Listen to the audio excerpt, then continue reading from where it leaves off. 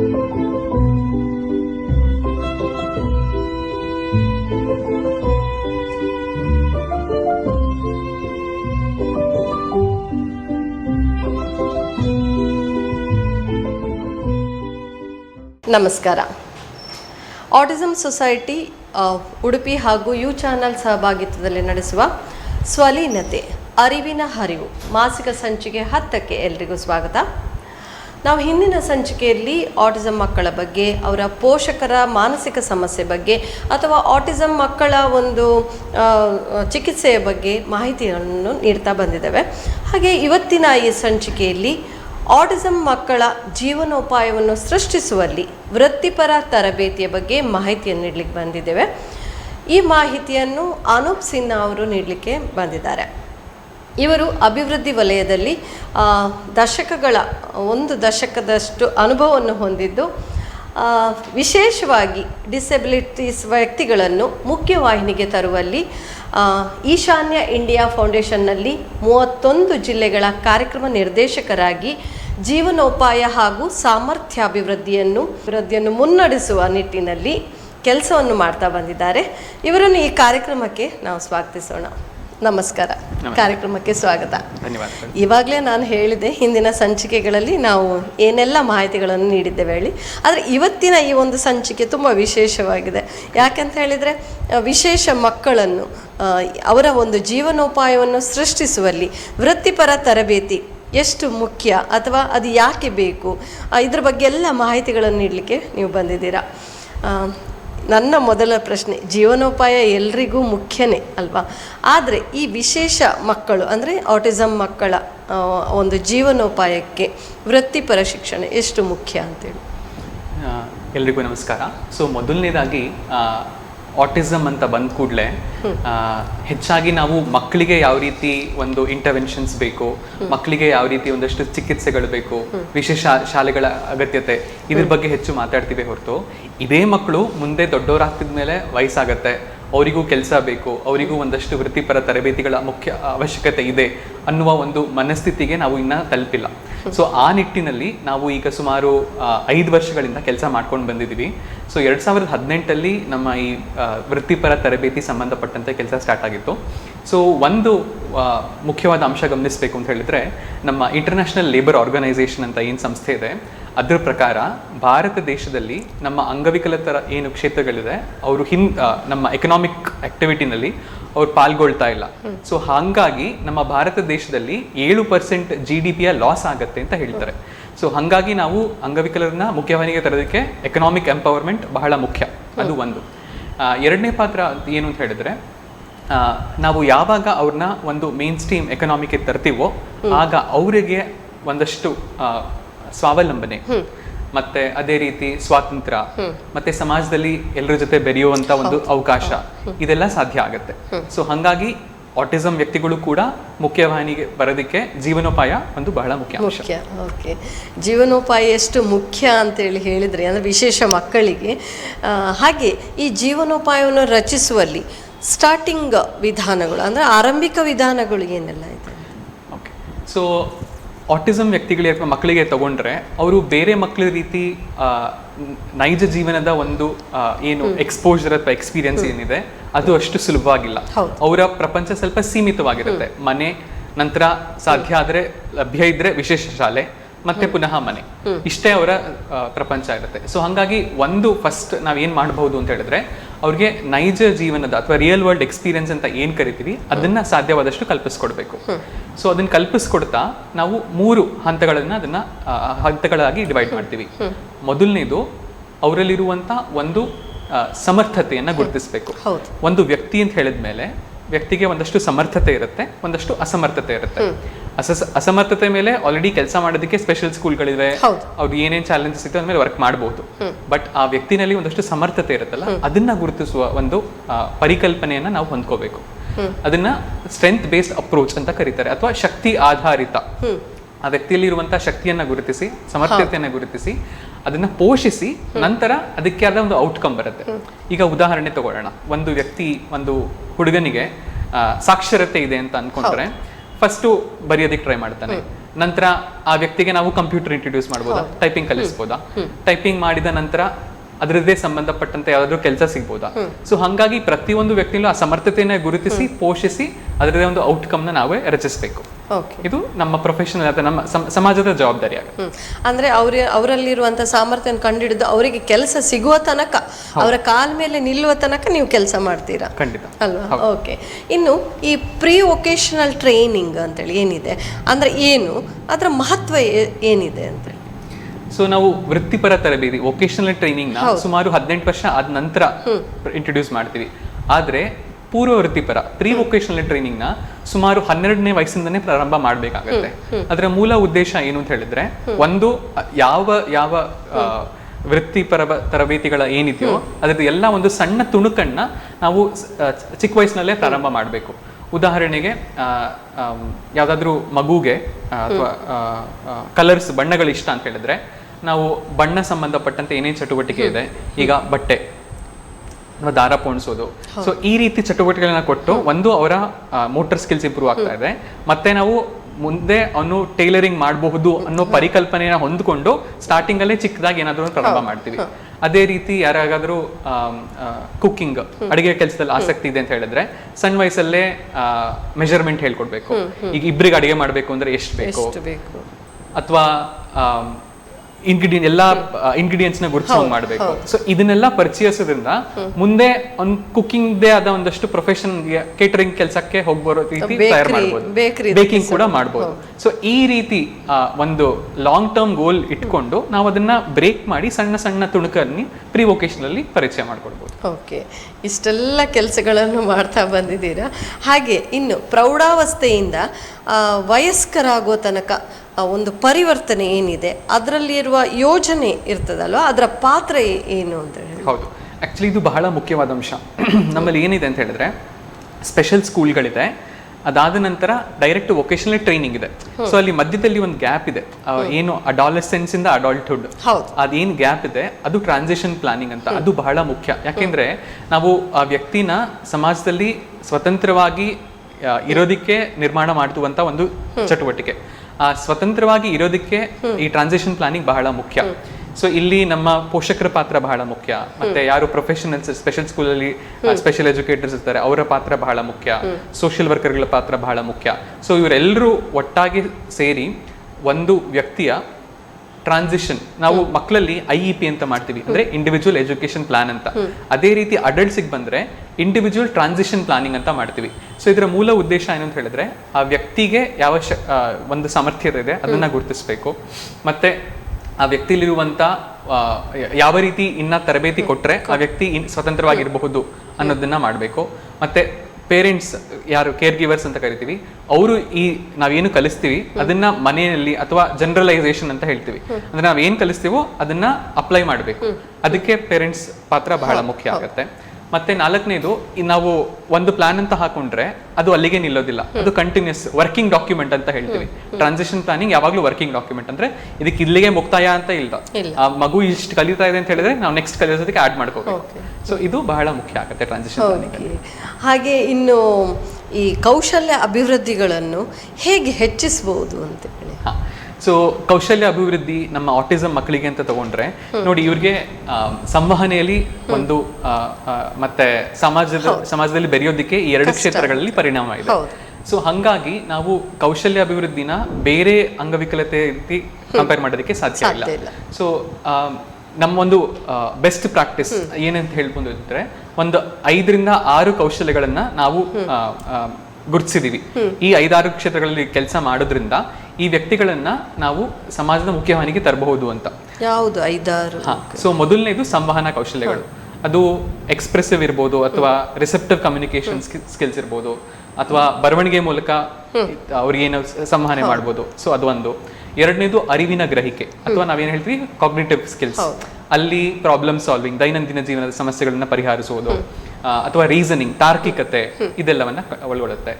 ಮೂರನೇದು ನಮ್ಮ ಸಾಮಾಜಿಕ ಕೌಶಲ್ಯಗಳು. ಸಮಾಜದಲ್ಲಿ ಯಾವ ರೀತಿ ಬೆರೀಬೇಕು, ನಾನು ಈ ಸ್ಥಳದಲ್ಲಿ ಈ ವ್ಯಕ್ತಿ ಜೊತೆ ಮಾತಾಡ್ತಾ ಇದ್ದೀನಿ ಅಂದ್ರೆ ನನ್ನ ಭಾಷೆ ಹೆಂಗಿರಬೇಕು, ನಾನು ಹೇಗೆ ಇನ್ನೊಬ್ಬರ ಜೊತೆ ಮಾತಾಡಬೇಕು, ಇದೆಲ್ಲ ಸಾಮಾಜಿಕ ಕೌಶಲ್ಯಗಳಲ್ಲಿ ಬರುತ್ತೆ.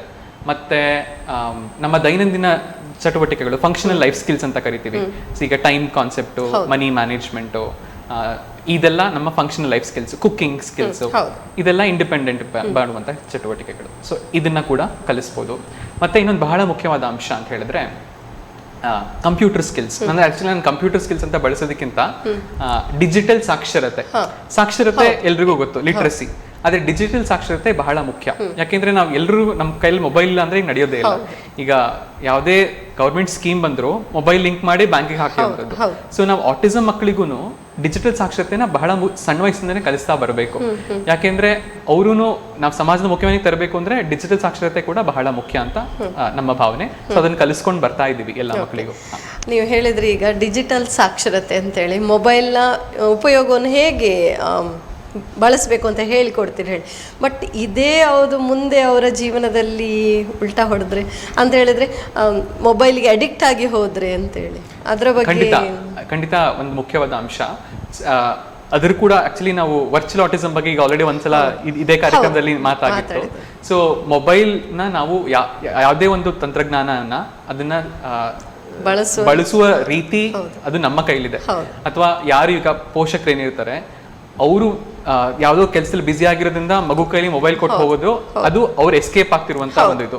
ಅಂದ್ರೆ ಅವ್ರನ್ನು ಬ್ಲೇಮ್ ಮಾಡೋದಕ್ಕೆ ಆಗೋದಿಲ್ಲ, ಅವರು ಸುಮಾರು ಒತ್ತಡದಲ್ಲಿ ಇರ್ತಾರೆ. ಆದ್ರೆ ನಾವು ಈ ಯಾವ ರೀತಿ ತಂತ್ರಜ್ಞಾನ ಬಳಸಬೇಕು ಅಂತ ಹೇಳಿದ್ರೆ ಅದು ಅವರಿಗೆ ಪೂರಕವಾಗಿರ್ಬೇಕು. ಏನ್ ಮೊಬೈಲ್ ಕೊಟ್ಟರು ಕೂಡ ಅಲ್ಲಿ ಯಾವ್ದನ್ನ ಅವ್ರು ಬಳಸ್ತಾ ಇದ್ರೆ ನಮ್ಮ ಗಮನಕ್ಕಿರಬೇಕು. ಸೊ ಫ್ರೀಯಾಗಿ ಕೊಡಬಾರ್ದು. ಈಗ ನಿಂಗೆ 15 ನಿಮಿಷ ಸ್ಕ್ರೀನ್ ಟೈಮ್, ಎಲ್ಲದನ್ನೂ ಲಿಮಿಟ್. ಈ 5 ಗಂಟೆಯಿಂದ 5:15 ನೀನು ಮೊಬೈಲ್ ಅಲ್ಲಿ ಇದನ್ನ ಮಾಡ್ಬೋದು ಅಂದ್ರೆ ಏನ್ ಕೊಟ್ಟರು ಸ್ಪೆಸಿಫಿಕ್ ಆಗಿ ಹೇಳ್ಬೇಕು. ಸುಮ್ನೆ ಮೊಬೈಲ್ ತಗೊಂಡ್ ಕೊಡಬಾರ್ದು. ಮೊಬೈಲ್ ಕೊಡ್ತಾ ಇದ್ದೀನಿ, ನೀನು ಈ ಚಟುವಟಿಕೆಯನ್ನೇ ಮಾಡಬೇಕು. ಈಗ ಒಂದು ಪಜಲ್ ಆ್ಯಪ್ ಯಾವುದು ಹಾಕೊಟ್ಟು ನೀನು ಪಜಲ್ನೇ 15 ನಿಮಿಷ ಮಾಡು. ಸೊ ಈ ರೀತಿ ನಾವು ಸ್ಪೆಸಿಫಿಕ್ ಆಗಿ ಹೇಳಿ ಆ ಟೈಮ್ ಕಂಟ್ರೋಲ್ ನಾವಿಟ್ಕೊಂಡು ಮಾಡಿದ್ರೆ ಸೊ ಅದನ್ನ ಪೂರಕವಾಗಿ ಬಳಸ್ಬೋದು ಅನ್ನೋದು ನಮ್ಮ. ನಾನು ಯಾಕೆ ಈ ಕ್ವಶನ್ ಕೇಳಿದೆ ಅಂತ ಹೇಳಿದ್ರೆ, ರೀಸೆಂಟ್ ಆಗಿ ನಾನೊಂದು ಫಂಕ್ಷನ್ ಅಟೆಂಡ್ ಮಾಡಿದಾಗ ಅಲ್ಲಿ ಒಂದು ನಿಯರ್ ಅಬೌಟ್ ಒಂದು 17-18 ಏಜ್ ಮಗು ಅಲ್ಲ ಹುಡುಗ. ಸೊ ಮೊಬೈಲ್ ಫಂಕ್ಷನ್ ಅಲ್ಲಿ ಮೊಬೈಲ್ ಹಿಡ್ಕೊಂಡು ಕೇಳ್ತಾ ಇತ್ತು.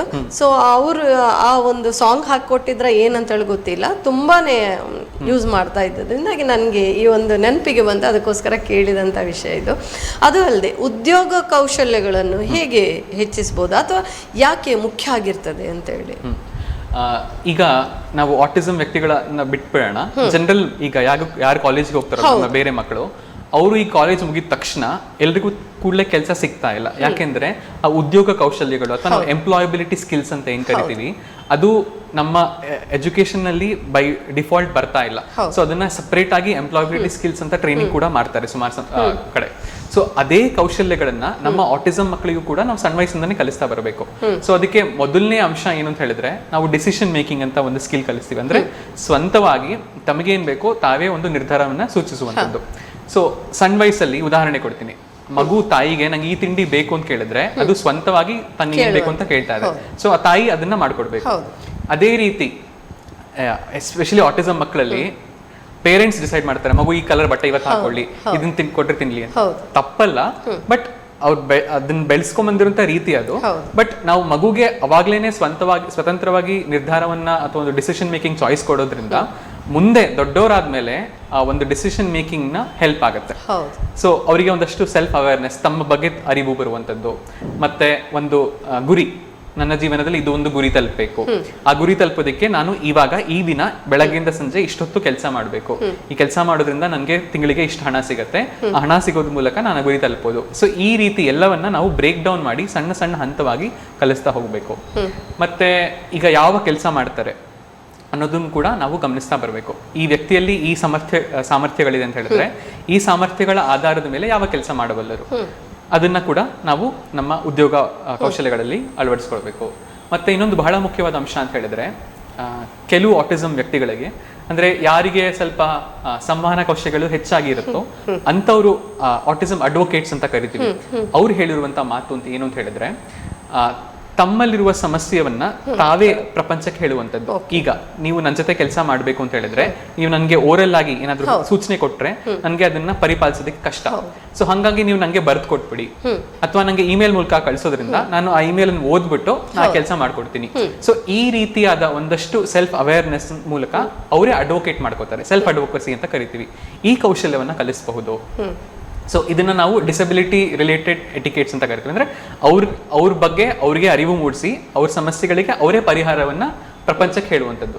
ಸೊ ಈ ಜವಾಬ್ದಾರಿ ಕೂಡ ನಮ್ಮ ಪ್ರೊಫೆಷನಲ್ಸ್ ಯಾರು ಸ್ಪೆಷಲ್ ಎಜುಕೇಟರ್ಸ್ ಅಥವಾ ಜಾಬ್ ಕೋಚಸ್ ಅಂತ ಕರಿತೀವಿ ಅಂತವ್ರ ಮೇಲೆ ಬರುತ್ತೆ. ಸೊ ಇದ್ರ ಮೂಲಕ ನಾವು ಉದ್ಯೋಗ ಕೌಶಲ್ಯನ ಹೆಚ್ಚಿಸ್ಬೋದು. ಓಕೆ, ಇನ್ನೊಂದು ನನ್ನ ಒಂದು ಪರ್ಸನಲ್ ಕ್ವಶನ್ ಏನು ಅಂತ ಹೇಳಿದ್ರೆ, ಈಗ ಈ ವೃತ್ತಿಪರ ಅಭಿವೃದ್ಧಿ ಏನು ಕೌಶಲ್ಯಗಳನ್ನು ನೀವು ಮಾಡ್ತಾ ಇದ್ದೀರಾ, ವೊಕೇಶನಲ್ ಕೋರ್ಸ್ ಏನು ತರಬೇತಿಯನ್ನು ಕೊಡ್ತಾ ಇದ್ದೀರಾ, ಇದು ಎಷ್ಟು ಸಕ್ಸಸ್ ಆಗಿದೆ, ರೇಟನ್ನು ಎಷ್ಟು ಸಕ್ಸಸ್ ರೇಟನ್ನು ಕಂಡಿದೆ ಅಂತೇಳಿ? ಓಕೆ, ಸೊ ಬಹಳ ಮುಖ್ಯವಾದ ಪ್ರಶ್ನೆ ಇದು.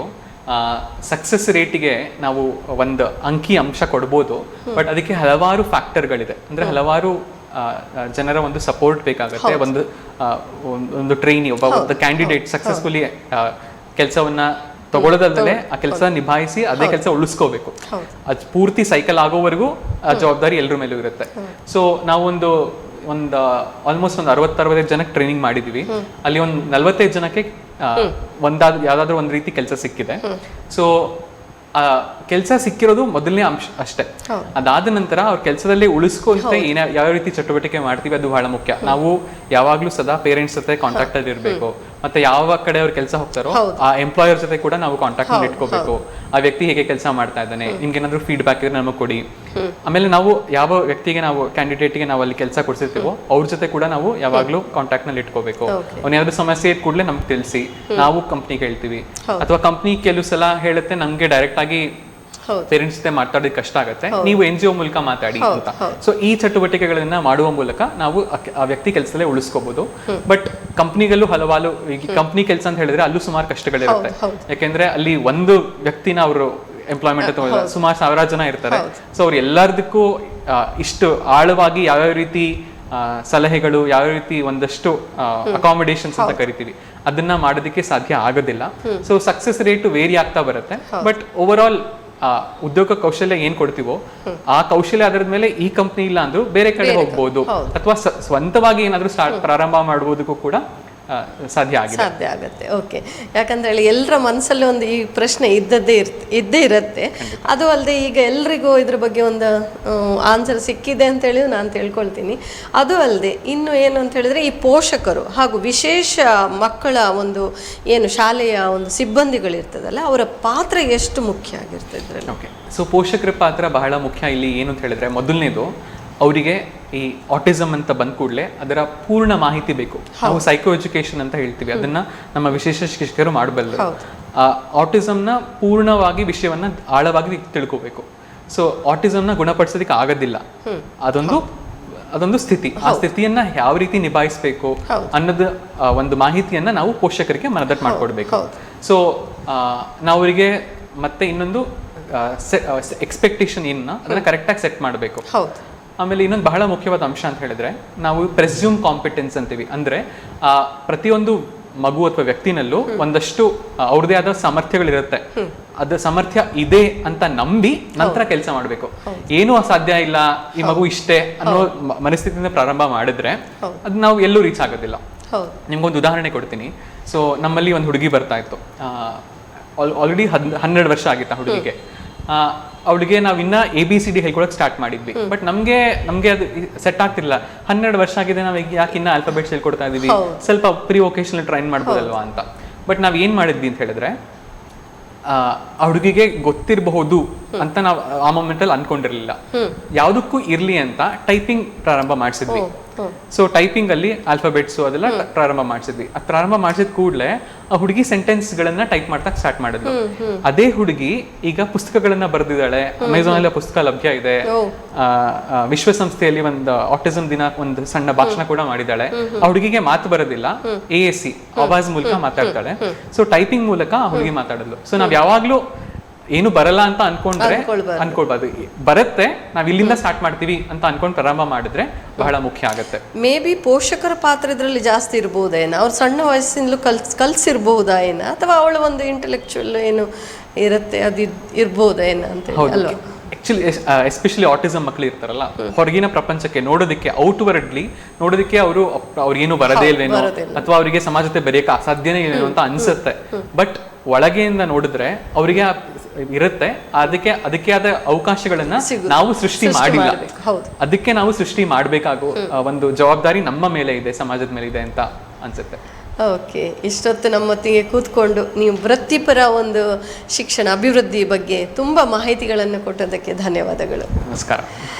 ವೀಕ್ಷಕರೇ, ಈಗ ಕಾರ್ಯಕ್ರಮದಲ್ಲೊಂದು ವಿರಾಮದ ನಂತರ ಕೀರ್ತೇಶ್ ಅವರು ಚೇತನ ಶಾಲೆಯ ಅಂದರೆ ವಿಶೇಷ ಮಕ್ಕಳ ಶಾಲೆಯ ಬಗ್ಗೆ ಮಾಹಿತಿಗಳನ್ನು ಕೊಡಲಿಕ್ಕಿದ್ದಾರೆ.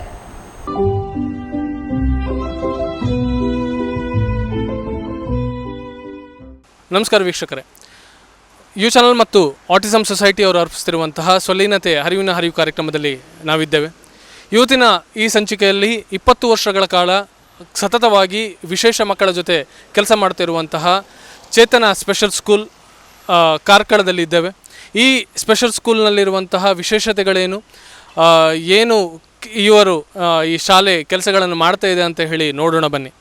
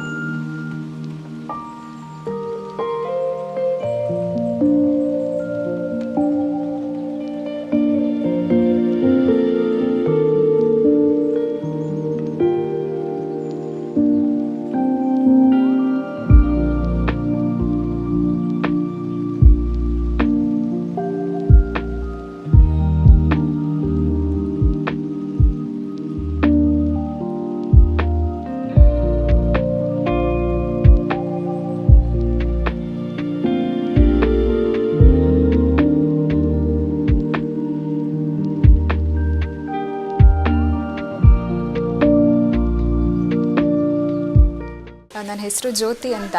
ನಾನು ಈ ಇನ್ಸ್ಟಿಟ್ಯೂಷನಲ್ಲಿ 6 ತಿಂಗಳಿಂದ ವರ್ಕ್ ಮಾಡ್ತಾ ಇದ್ದೇನೆ. ಫಿಸಿಯೋಥೆರಪಿಸ್ಟ್ ಆಗಿ ವರ್ಕ್ ಮಾಡ್ತಾ ಇದ್ದೇನೆ. ಇನ್ಸ್ಟ್ರೂಮೆಂಟ್ ಹೆಸರು ಮಶ್ರೂಮ್ ಸ್ವಿಂಗ್ ಅಂತ.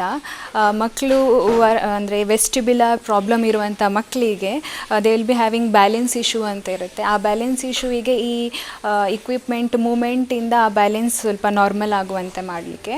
ಅಗೇನ್ ಮತ್ತು ಬ್ಯಾಲೆನ್ಸ್ ಆ್ಯಂಡ್ ಕೋಆರ್ಡಿನೇಷನ್ 2 ಪ್ರಾಬ್ಲಮ್ ಇರ್ತದೆ. ಇದರಿಂದ ಮಕ್ಕಳಿಗೆ ಸ್ವಲ್ಪ ಬ್ಯಾಲೆನ್ಸ್ ಇಂಪ್ರೂವ್ಮೆಂಟಿಗೆ ಅಲಾಂಗ್ ವಿತ್ ಗ್ರಿಪ್ಪಿಂಗ್ ಆ್ಯಕ್ಟಿವಿಟೀಸು ಬರ್ತದೆ. ಮಕ್ಕಳು ಹ್ಯಾಂಡ್ ಗ್ರಿಪ್ಪಿಂಗಿಗೆ ಸ್ವಲ್ಪ ಹೆಲ್ಪ್ ಆಗುವಂತೆ ಮಾಡ್ತದೆ. ಈ ಇಕ್ವಿಪ್ಮೆಂಟ್ಸ್ ಹೆಸರು ಸಿಲಿಂಡ್ರಿಕಲ್ ಸ್ವಿಂಗ್ ಅಂತ. ಯಾವ ಮಕ್ಕಳಿಗೆ ಟ್ರಂಕ್ ಬ್ಯಾಲೆನ್ಸ್ ಇರುವಂಥದ್ದಿಲ್ವೋ ಆ ಮಕ್ಕಳಿಗೆ ಇದರಲ್ಲಿ ಕೂತ್ಕೊಳಿಸಿ ಆಲ್ಮೋಸ್ಟ್ ಟ್ರಂಕ್ ಬ್ಯಾಲೆನ್ಸನ್ನು ಕೊಡುವಂಥದ್ದು. ಸೊ ದೇಟ್ ಲೈಕ್ ಅವರ ವಾಕಿಂಗ್ ಸ್ವಲ್ಪ ಇಂಪ್ರೂವ್ ಆಗ್ತದೆ. ಅದರ ಜೊತೆ ಕೋರ್ ಸ್ಟ್ರೆಂತಿಗೂ ಇದು ಹೆಲ್ಪ್ ಆಗ್ತದೆ. ಇದರ ಜೊತೆ ನಾವಿಲ್ಲಿ ಟ್ರ್ಯಾಂಪೋಲಿನ್ ಯೂಸ್ ಮಾಡ್ತಾ ಇದ್ದೇವೆ, ಟ್ರೆಡ್ಮಿಲ್ ಯೂಸ್ ಮಾಡ್ತಾ ಇದ್ದೇವೆ, ಬ್ಯಾಲೆನ್ಸ್ ಇಶ್ಯೂ ಇದ್ದವರಿಗೆ balance board, along with that ಅಂದರೆ ಯಾರಿಗೆ ಸ್ಪೈನಲ್ ಇಶ್ಯೂಸ್ ಇದೆ ಬೋಲ್ಸ್ಟರ್ ಫಾರ್ ಸ್ಪೈನ್ ಕರೆಕ್ಷನಿಗೆ ಯೂಸ್ ಮಾಡ್ತಾ ಇದ್ದೇವೆ, ಸ್ವಿಸ್ ಬಾಲ್ ಎಸ್ಪೆಷಲಿ ಕೋರ್ ಸ್ಟ್ರೆಂತಿಗೆ ಆಗ್ಬೋದು, ಬ್ಯಾಕ್ ಸ್ಟ್ರೆಂತಿಗೆ ಆಗ್ಬೋದು 4-5 ಸೈಜ್ ಇದು ಸ್ವಿಸ್ ಬಾಲ್ ಯೂಸ್ ಮಾಡ್ತಾ ಇದ್ದೇವೆ, ಬೀನ್ ಬ್ಯಾಗ್ ಫಾರ್ ಸಿಟ್ಟಿಂಗ್ ಹೆಲ್ಪಿಗೆ ಯೂಸ್ ಮಾಡ್ತಾ ಇದ್ದೇವೆ. ಎಸ್ಪೆಷಲಿ ಕೆಲವು ಆಟಿಸಮ್ ಮಕ್ಕಳಿಗೆ other things are will be normal, fine motors ಸ್ವಲ್ಪ ಪ್ರಾಬ್ಲಮ್ ಇರ್ತದೆ, ಅಂಥ ಮಕ್ಕಳಿಗೆ ಟಾಯ್ಸ್ ಆಗಿರ್ಬೋದು, ಫಿಂಗರ್ ಆ್ಯಕ್ಟಿವಿಟೀಸ್ಗೆ ಹೆಲ್ಪ್ ಆಗುವಂಥ ಇಕ್ವಿಪ್ಮೆಂಟ್ಸನ್ನು ನಾವು ಯೂಸ್ ಮಾಡ್ತಾ ಇದ್ದೇವೆ.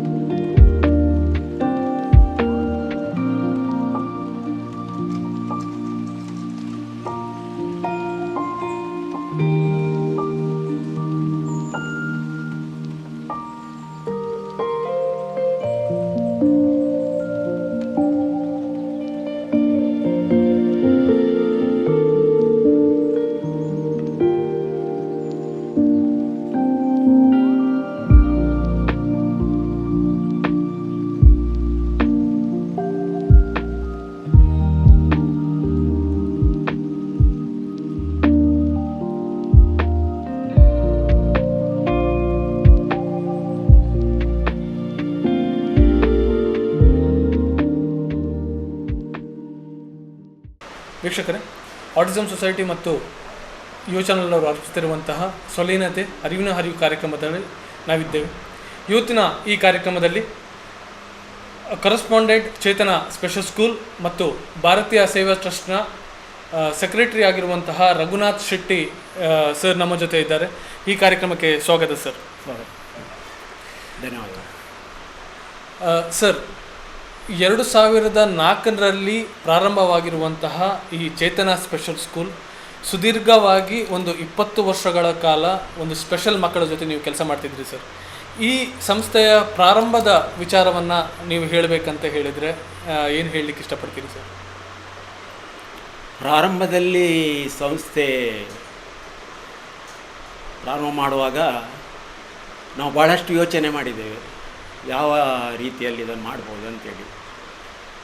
ವಿಶೇಷವಾಗಿ ನಮ್ಮ ಈ ಸಂಸ್ಥೆ ಪ್ರಾರಂಭ ಆಗಲಿಕ್ಕೆ ರಾಷ್ಟ್ರೀಯ ಸ್ವಯಂ ಸೇವಕ ಸಂಘದ ಒಂದು ಸೇವಾ ಕ್ಷೇತ್ರದ ಅಂಗವಾಗಿ ಕೆಲಸ ಮಾಡುವಂಥ ಭಾರತೀಯ ಸೇವಾ ಸಮಿತಿಯ ನೇತೃತ್ವದಲ್ಲಿ ದೇಶಾದ್ಯಂತ ಬೇರೆ ಬೇರೆ ಸಂಸ್ಥೆಗಳನ್ನು ನಡೆಸ್ತಾ ಇದೆ. ಆ ಪ್ರಕಾರ ಕಾರ್ಕಳದಲ್ಲಿ ಪ್ರಮುಖವಾಗಿ ಯಾವ ಕೆಲಸಗಳನ್ನು ಮಾಡ್ಬೋದು ಅಂತೇಳುವ ಯೋಚನೆಯಲ್ಲಿ ಪ್ರಸ್ತುತ ಈಗ 3 ಟ್ರಸ್ಟ್ಗಳು ನಿರ್ವಹಿಸ್ತಾ ಇದೆ. ಅದರಲ್ಲಿ ಒಂದು ಸಾಂದೀಪನಿ ಶಿಶು ಮಂದಿರ ಅಂತ ಹೇಳುವುದನ್ನು ಭಾರತ ಸೇವಾ ಸಮಿತಿ ಮಾಡ್ತಾಯಿದೆ. ಅದೇ ರೀತಿಯಲ್ಲಿ ಸೇವಾ ಭಾರತಿ ವತಿಯಿಂದ ನಾರ್ತ್ ಈಸ್ಟಿನ ಮಕ್ಕಳು ಏನಲ್ಲಿ ಒಂದು ಗುಡ್ಡಗಾಡು ಪ್ರದೇಶದಲ್ಲಿದ್ದಾರೆ ಅಂಥ ಮಕ್ಕಳನ್ನು ಇಲ್ಲಿ ತಂದು ಇಲ್ಲಿ ಅವರಿಗೆ ಪ್ರಶಿಕ್ಷಣವನ್ನು ನೀಡಿ ಅವರನ್ನು ಸಮಾಜದ ಮುಖ್ಯವಾಹಿನಿಗೆ ತರುವುದು, ಪ್ರಶಿಕ್ಷಣ ನೀಡಿ ಅವರಿಗೆ ಸರಿಯಾದ ಒಂದು ಮಾಹಿತಿಯನ್ನು ನೀಡಿ ಅವರನ್ನು ಸಂಸ್ಕಾರ ಭರಿತರನ್ನಾಗಿ ಮಾಡಬೇಕಂತ ಕೆಲಸವನ್ನು ಸೇವಾ ಭಾರತಿಯವರು ಮಾಡ್ತಾಯಿದ್ದಾರೆ. ಅದೇ ರೀತಿಯಲ್ಲಿ ಭಾರತೀಯ ಸೇವಾ ಮಂಡಳಿ ಟ್ರಸ್ಟ್ ಒಂದು ಯೋಚನೆ ಮಾಡಿತ್ತು, ವಿಶೇಷ ಮಕ್ಕಳಿಗೆ ಕಾರ್ಕಳದ ಪರಿಸರದಲ್ಲಿ ಇಂತಹ ಒಂದು ವ್ಯವಸ್ಥೆ ಸರಿಯಾಗಿಲ್ಲ, ತಾಲೂಕಿನಾದ್ಯಂತ ಭಾಳಷ್ಟು ಇಂಥ ಮಕ್ಕಳಿದ್ದಾರೆ. ಸಾಧಾರಣ ನಾವು ಆಗ ಸರ್ವೆ ಮಾಡಿದಾಗ ಸುಮಾರು 350ಕ್ಕಿಂತಲೂ ಹೆಚ್ಚು ಕಾರ್ಕಳದಲ್ಲಿ ಇಂಥ ಮಕ್ಕಳು ಇದ್ದಾರೆ ಅಂತ ಹೇಳುವ ಒಂದು ಮಾಹಿತಿ ನಮಗೆ ಸಿಕ್ತು. ಸರಿ. ಆ ಪ್ರಕಾರ ನಾವು ಯಾಕೆ ಪ್ರಾರಂಭ ಮಾಡಬೇಕು ಅಂತೇಳಿ, ಮಾಡಬಾರ್ದು ಅಂತೇಳೋ ದೃಷ್ಟಿಯಲ್ಲಿ ನಾವು ಕಾರ್ಕಳದಲ್ಲಿ, ನಮಗೆ ಆಗ ಜಾಗ ಎಲ್ಲ ಇರಲಿಲ್ಲ, ಸ್ಥಳೀಯ ವೆಂಕಟರಮಣ ದೇವಸ್ಥಾನದ ಒಂದು SVT ಶಾಲೆಯಲ್ಲಿ ನಾವು ಅವರ ಹತ್ರ ವಿನಂತಿ ಮಾಡಿದಾಗ ಅವರೊಂದು ಜಾಗವನ್ನು ಕೊಟ್ಟರು. ಹಾಗೆ ನಾವು ಅಲ್ಲಿ ಪ್ರಾರಂಭ ಮಾಡಿದೆವು. ಪ್ರಾರಂಭದಲ್ಲಿ ಒಂದು 16 ಮಕ್ಕಳಿಂದ ನಾವು ಈ ಸಂಸ್ಥೆಯನ್ನು ಪ್ರಾರಂಭ ಮಾಡಿದೆವು. ಆಗ ನಾವು ಸಿಬ್ಬಂದಿಗಳನ್ನು ಕೂಡ ಹೆಚ್ಚಿಗೆ ಜೋಡಿಸಲಿಲ್ಲ. ಆಗ ನಮ್ಮ ಒಂದು ಟ್ರಸ್ಟಿನಲ್ಲಿ ಮಹಿಳೆಯರೇ ಆಗ ಹೆಚ್ಚಿದ್ರು, ಅವರೆಲ್ಲ ಜೊತೆ ಕೂಡಿ ಅದನ್ನು ನಿಭಾಯಿಸಲಿಕ್ಕೆ ಪ್ರಾರಂಭ ಮಾಡಿದರು. ನೀವು ಹೇಳಿದ್ರಿ ಸರ್, ಐ ಥಿಂಕ್ 20 ಜನ ಮಕ್ಕಳಲ್ಲಿ ಸೇರಿಕೊಂಡು ಪ್ರಾರಂಭ ಮಾಡಿರುವ 16 ಮಕ್ಕಳು ಸೇರಿ ಒಂದು ಪ್ರಾರಂಭ ಮಾಡಿರುವಂತಹ ಸಂಸ್ಥೆ. ಐ ಥಿಂಕ್ ಇವಾಗ 100ಕ್ಕೂ ಹೆಚ್ಚಿನ ಮಕ್ಕಳು ಇಲ್ಲಿದ್ದಾರೆ. ಈ ಸಂಸ್ಥೆಯ ಅದೇ ಒಂದು ಸಾಧನೆ, ಅದನ್ನು ಬಿಟ್ಟು ಬೇರೆ ಕೆಲವು ಸಾಧನೆಗಳನ್ನು ಹೇಳಬೇಕಂತ ಹೇಳಿದರೆ ಏನು ಹೇಳಲಿಕ್ಕೆ ಇಷ್ಟಪಡ್ತೀರಿ ಸರ್? ಪ್ರಾರಂಭ ನಾನು ಈಗಾಗಲೇ ಹೇಳಿದೆ 16 ಮಕ್ಕಳಿಂದ ಪ್ರಾರಂಭ ಮಾಡಿದರು. ನಾವು ಯಾವ ರೀತಿಯಲ್ಲಿ ಒಂದು ಪ್ರಾರಂಭ ಮಾಡಿದ್ದೇವೆ, ನಮ್ಮ ಗುರಿ ದೂರ ಇಟ್ಟುಕೊಂಡೇ ನಾವು ಪ್ರಾರಂಭ ಮಾಡಿದ್ದೇವೆ. ಕೇವಲ ಒಂದು ಹೆಸರಿಗೆ ಮಾತ್ರ ಇಲ್ಲಿ ಒಂದು ಸಂಸ್ಥೆಯನ್ನು ನಡೆಸುವುದ ದೃಷ್ಟಿಯಲ್ಲಿ ನಾವು ಇದನ್ನು ಪ್ರಾರಂಭ ಮಾಡಲಿಲ್ಲ. ಆ ದೃಷ್ಟಿಯಲ್ಲಿ ನಮಗೆ ಅಲ್ಲಿ ಏನು ನಮ್ಮ ಸಂಸ್ಥೆಯಲ್ಲಿ ಇಲ್ಲಿ ನಮ್ಮ ಒಂದು ಕಮಿಟಿಯವರು ಕೆಲಸ ಮಾಡಿದರು ಆ ಸಮಯದಲ್ಲಿ, ಅದನ್ನು ನೋಡಿ ಇಲ್ಲಿ ಮಕ್ಕಳ ಸಂಖ್ಯೆ ಬರಲಿಕ್ಕೆ ಜಾಸ್ತಿ ಆಯಿತು. SVT ಶಾಲೆಯವರು ಕೊಟ್ಟಂಥ ಒಂದು ಸ್ಥಳಾವಕಾಶ ಉಂಟು, ಅದು ನಮಗೆ ಕಡಿಮೆ ಆಗ್ತಾ ಬಂತು. ಆಗ ನಾವು ಈ ಸಂಸ್ಥೆಯನ್ನು ವಿಸ್ತರಣೆ ಮಾಡಬೇಕಂತ ದೃಷ್ಟಿಯಲ್ಲಿ ನಾವು ಬೇರೆ ಬೇರೆ ಕಡೆ ಜಾಗ ಎಲ್ಲ ಹುಡುಕಿದೆವು ನಾವು. ಆ ಸಮಯದಲ್ಲಿ ನಮಗೆ ನಮ್ಮ ಹಿತೈಷಿಗಳಾದ ಶ್ರೀಯುತ ಗಣಪತಿ ಹೆಗಡೆ ಅವರು ಹೇಳಿದರು, ನಿಮಗೆ ಜಾಗ ಬೇಕಿದ್ದರೆ ನಾವಿಲ್ಲಿ ನಮ್ಮದೇ ಒಂದು ಜಾಗದಲ್ಲಿ 50 ಸೆಂಟ್ಸ್ ನಾನು ಕೊಡ್ತೇನೆ, ಅದರಲ್ಲಿ ನೀವು ಶಾಲೆ ಪ್ರಾರಂಭ ಮಾಡಿ, ಎಲ್ಲೆಲ್ಲಿ ಹೋಗೋದು ಬೇಡ ಅಂತ ಹೇಳೋ ದೃಷ್ಟಿಯಲ್ಲಿ ಅವರು ಈ ಜಾಗ ಕೊಟ್ಟರು. ಅದೇ ಪ್ರಕಾರ ಇದಕ್ಕೆ ನಾವು ಸಣ್ಣ ಮಟ್ಟಿನಲ್ಲಿ ಪ್ರಾರಂಭ ಮಾಡುವ ಅಂತ ಹೇಳುವಾಗ ಸಾಧಾರಣ ದಾನಿಗಳೆಲ್ಲ ಹೇಳಿದರು. ಒಂದು ಹಂತದಲ್ಲಿ ಅದನ್ನೊಂದು ನಮಗೆ ಕಡಿಮೆ ಅಂದರೆ ಒಂದು 10-15 ವರ್ಷ ನಿರಂತರವಾಗಿ ನಡೆಯುವ ರೀತಿಯಲ್ಲಿ ಅದನ್ನು ನಡೆಸಬೇಕು ಅಂತ ಹೇಳೋ ದೃಷ್ಟಿಯಲ್ಲಿ ನಾವು ಯೋಚನೆ ಮಾಡಿದೆವು. ಮತ್ತು ಎಲ್ಲೆಲ್ಲ ಇಂಥ ಶಾಲೆಗಳು ನಡೀತಾ ಇದೆ ಆ ಶಾಲೆಗಳಿಗೆಲ್ಲ ನಾವು ಭೇಟಿ ಕೊಟ್ಟೆವು, ಯಾವ ಶಾಲೆ ಯಾವ ರೀತಿ ಇದೆ ಅಂತೇಳಿ. ಆ ಪ್ರಕಾರ ನಾವೊಂದು ನಮ್ಮದೇ ಒಂದು ಕಲ್ಪನೆಯಲ್ಲಿ ನಾವೊಂದು ಪ್ಲ್ಯಾನ್ ಮಾಡಿ ಇಂಥ ಕಟ್ಟಡವನ್ನು ನಾವು ನಿರ್ಮಾಣ ಮಾಡಿದ್ದೆವು. ಇಲ್ಲಿ ನಮಗೆ ನಾನು ಈಗಾಗಲೇ ಹೇಳಿದ ಹಾಗೆ ನಮ್ಮ ಯಾವತ್ತೂ ನಮಗೆ ಎಣಿಸ್ತಾ ಇದೆ, ನಾವು ಸಾಧಿಸಿದ್ದು ಅಲ್ಪ, ಸಾಧಿಸಲು ಭಾಳಷ್ಟಿದೆ ಅಂತೇಳಿ. ಆ ದೃಷ್ಟಿಯಲ್ಲೇ ನಾವು ಕೆಲಸವನ್ನು ಮುಂದುವರಿಸ್ತಾ ಹೋಗಿದ್ದೆವು. ನಾವು ಕೇವಲ ಒಂದು ವಿಶೇಷ ಮಕ್ಕಳ ಶಾಲೆ ಮಾಡಿ ಬೆಳಗಿನಿಂದ ಸಂಜೆವರೆಗೆ ಅವರಿಗೆ ಕಳಿಸುವಂಥ ದೃಷ್ಟಿ ಇರಲಿಲ್ಲ. ಅದಕ್ಕಾಗಿ ನಾವು ಪ್ರತಿಯೊಂದು ಮಕ್ಕಳಲ್ಲೂ ಕೂಡ ಏನು ಅವರಲ್ಲಿ ಇಂಪ್ರೂವ್ಮೆಂಟ್ ಆಗ್ತದೆ ಅದನ್ನು ನಾವು ಸೂಕ್ಷ್ಮವಾಗಿ ಗಮನಿಸ್ತೇವೆ. ನಾವು ಅಂಥ ಮಕ್ಕಳನ್ನು ನಾವು ಸೂಕ್ಷ್ಮವಾಗಿ ಗಮನಿಸಿ ಅವರಿಗೆ ಎಷ್ಟು ಇಂಪ್ರೂವ್ಮೆಂಟ್ ಬರ್ತಾರೆ ಆ ದೃಷ್ಟಿಯಲ್ಲಿ ನಾವು ತುಂಬ ಅದಕ್ಕೆ ಕೇರ್ ತಗೊಂಡು ಕೆಲಸ ಮಾಡ್ತಾ ಇದ್ದೇವೆ. ಅದರ ಜೊತೆಯಲ್ಲಿ ಅವರಿಗೆ ವಿದ್ಯಾಭ್ಯಾಸದಲ್ಲಿ ಯಾರಿಗೆ ಆಸಕ್ತಿ ಇಲ್ಲ ಅಂಥ ಮಕ್ಕಳಿಗೆ ನಾವು ಏನು ಅವರಿಗೆ ಪ್ರಶಿಕ್ಷಣ ಕೊಡ್ಬೋದು ಅಂತ ಹೇಳೋ ದೃಷ್ಟಿಯನ್ನು ಕೂಡ ಇಟ್ಟುಕೊಂಡು ನಾವು ಕೆಲಸ ಮಾಡ್ತಾ ಇದ್ದೇವೆ. ಪ್ರಾರಂಭದಲ್ಲಿ ನಾವೀಗ ಪ್ರೀ ಪ್ರೈಮರಿಯಿಂದ ಸೆಕೆಂಡ್ರಿವರೆಗೆ ನಾವು ಮಾಡಿದಾಗ ಸಾಧಾರಣ ಅದು 8th ಸ್ಟ್ಯಾಂಡರ್ಡ್ವರೆಗೆ ಬರ್ತದೆ. ಆ ನಂತರ ಅವರಿಗೆ SSLC ಎಕ್ಸಾಮಿಗೆ ನಾವು ಪ್ರಯತ್ನ ಮಾಡ್ತೇವೆ. ಯಾವ ಮಕ್ಕಳಿಗೆ ಕಲಿಕೆಯಲ್ಲಿ ಹಿಂದಿದ್ದಾರೆ ಅವರಿಗೆ ಬೇರೆ ಬೇರೆ ರೀತಿಯ ನಾವು ವೊಕೇಶ್ನಲ್ ಟ್ರೈನಿಂಗನ್ನು ನಾವು ಕೊಡ್ತಾ ಇದ್ದೇವೆ. ಪ್ರತಿ ವರ್ಷ ಸುಮಾರು ಮಕ್ಕಳು ಇಲ್ಲಿಂದ ಕಲಿತು ಹೊರಗೆ ಹೋಗ್ತಾರೆ, ಬೇರೆ ಬೇರೆ ಉದ್ಯೋಗ ಮಾಡ್ತಾ ಇದ್ದಾರೆ. ಕೆಲವು ಮಕ್ಕಳಿಗೆ ನಾವು ಇಲ್ಲೇ ಉದ್ಯೋಗವನ್ನು ಕೊಟ್ಟಿದ್ದೇವೆ. ಇಂಥ ಉದ್ಯೋಗ ಮಾಡುವ ಒಂದು ದೃಷ್ಟಿಯಲ್ಲಿ ಈಗ ನಾವು ಇದನ್ನು ಇನ್ನೂ ಜಾಸ್ತಿ ವಿಸ್ತರಣೆ ಮಾಡಬೇಕು ಅಂತ ದೃಷ್ಟಿಯಲ್ಲಿ ಒಂದು ವೃತ್ತಿ ಶಿಕ್ಷಣ ತರಬೇತಿ ಕೇಂದ್ರವನ್ನು ಒಂದು ಒಳ್ಳೆಯ ರೀತಿಯಲ್ಲಿ ಮಾಡಬೇಕಂತ ದೃಷ್ಟಿಯಲ್ಲಿ ನಮ್ಮ ಕಲ್ಪನೆಯಲ್ಲಿ ಈಗ ಕೆಲಸ ಮಾಡ್ತಾ ಇದ್ದೇವೆ. ಕನಿಷ್ಠ ನಾವೊಂದು 20-25 ಮಕ್ಕಳಿಗೆ ಇಲ್ಲಿ ಉದ್ಯೋಗವನ್ನು ಕಲ್ಪಿಸಿದರೆ ಅದರಲ್ಲಿ ಬೇರೆ ಮತ್ತು ಮಕ್ಕಳು ಬಂದವರು ಕೂಡ ಅದರಲ್ಲಿ ಟ್ರೈನಿಂಗ್ ಆಗ್ಬೋದು. ಆ ಟ್ರೈನಿಂಗ್ ಆಗಿ ಅವರಿಗೂ ಕೂಡ ಉದ್ಯೋಗದ ಅವಕಾಶ ಸಿಗ್ಬೋದು, ಅಥವಾ ಅವರು ಇಲ್ಲಿ ಟ್ರೈನಿಂಗ್ ಆದ ನಂತರ ಅವರು ಹೋಗಿ ಸ್ವಂತ ಉದ್ಯಮವನ್ನು ಮಾಡ್ಬೋದು. ಈ ದೃಷ್ಟಿಯಲ್ಲಿ ನಾವು ಕೆಲಸ ಮಾಡ್ತಾ ಇದ್ದೇವೆ. ನೀವು ಸತ್ಯವಾಗಿ ಹೇಳಿದರು ಸರ್. ಏನಂತ ಹೇಳಿದರೆ ಇಂತಹ ಮಕ್ಕಳಲ್ಲಿ ಮುಖ್ಯವಾಗಿ ಈ ಪೇರೆಂಟ್ಸ್ಗಳಿಗೆ ಒಂದು ದೊಡ್ಡ ಸಮಸ್ಯೆ ಏನಂತ ಹೇಳಿದರೆ, ಒಂದು 20 ವರ್ಷದ ಪ್ರಾಯ ಇಲ್ಲೊಂದು 25 ವರ್ಷದ ಕಾಲ ಒಂದು ಶಾಲೆಗೆ ಗೌರ್ಮೆಂಟ್ ಏಡ್ ಆಗಿ ಒಂದು ಬರ್ತದೆ. ಅದ್ರ ನಂತರ ಇವನ್ ಗೌರ್ಮೆಂಟ್ ಇದು ಆ ಮಕ್ಕಳನ್ನು ಶಾಲೆಯಲ್ಲಿ ಹಿಡ್ಕೊಳ್ಲಿಕ್ಕೆ ಅವರಿಗೆ ಆಗ್ತಾ ಇಲ್ಲ. ಅದ್ರ ನಂತರ ಆ ಪೇರೆಂಟ್ಸ್ಗಳೇ ನೋಡ್ಕೊಳ್ಬೇಕು. ಅವರಿಗೆ ವೃತ್ತಿಪರ ಶಿಕ್ಷಣಗಳೇನಾದರೂ ಆಯ್ತಂತ ಹೇಳಿದರೆ ಅವರು ಸಹ ಮುಂದೆ ಬರಲಿಕ್ಕೆ ಆಗ್ತದೆ, ಅವರು ಏನಾದರೂ ಅದರಲ್ಲಿ ದುಡಿಲಿಕ್ಕಾಗ್ತದೆ. ಅವರ ಕಾಲ ಮೇಲೆ ನಿಂತ್ಕೊಳ್ಳುವಂಥದ್ದು ಅಲ್ಲ, ಅವ್ರಿಗೆ ಅಟ್ಲೀಸ್ಟ್ ಅವ್ರಿಗೇನು ಒಂದು ಸಂಪಾದನೆ ಅಂತೇಳಿ ಬಂದ್ರಂತ ಹೇಳಿದರೆ ಅವರಿಗೊಂದು ತುಂಬ ಸಪೋರ್ಟ್ ಆಗ್ತದಂತ ಹೇಳುವಂಥದ್ದು ಒಂದು ತುಂಬ ಒಳ್ಳೆಯ ವಿಷಯ ಸರ್. ಇಂತಹ ಒಂದು ಒಳ್ಳೆ ಸಾಧನೆಯನ್ನು ಹೆಜ್ಜೆ ಇಟ್ಕೊಂಡು ಮುಂದೆ ಹೋಗ್ತಾ ಇದ್ರಿ ಸರ್. ನಿಮಗೆ ಶುಭ ಆಗಲಿ ಅಂತ ನಾನು ಹಾರೈಸ್ತೇನೆ.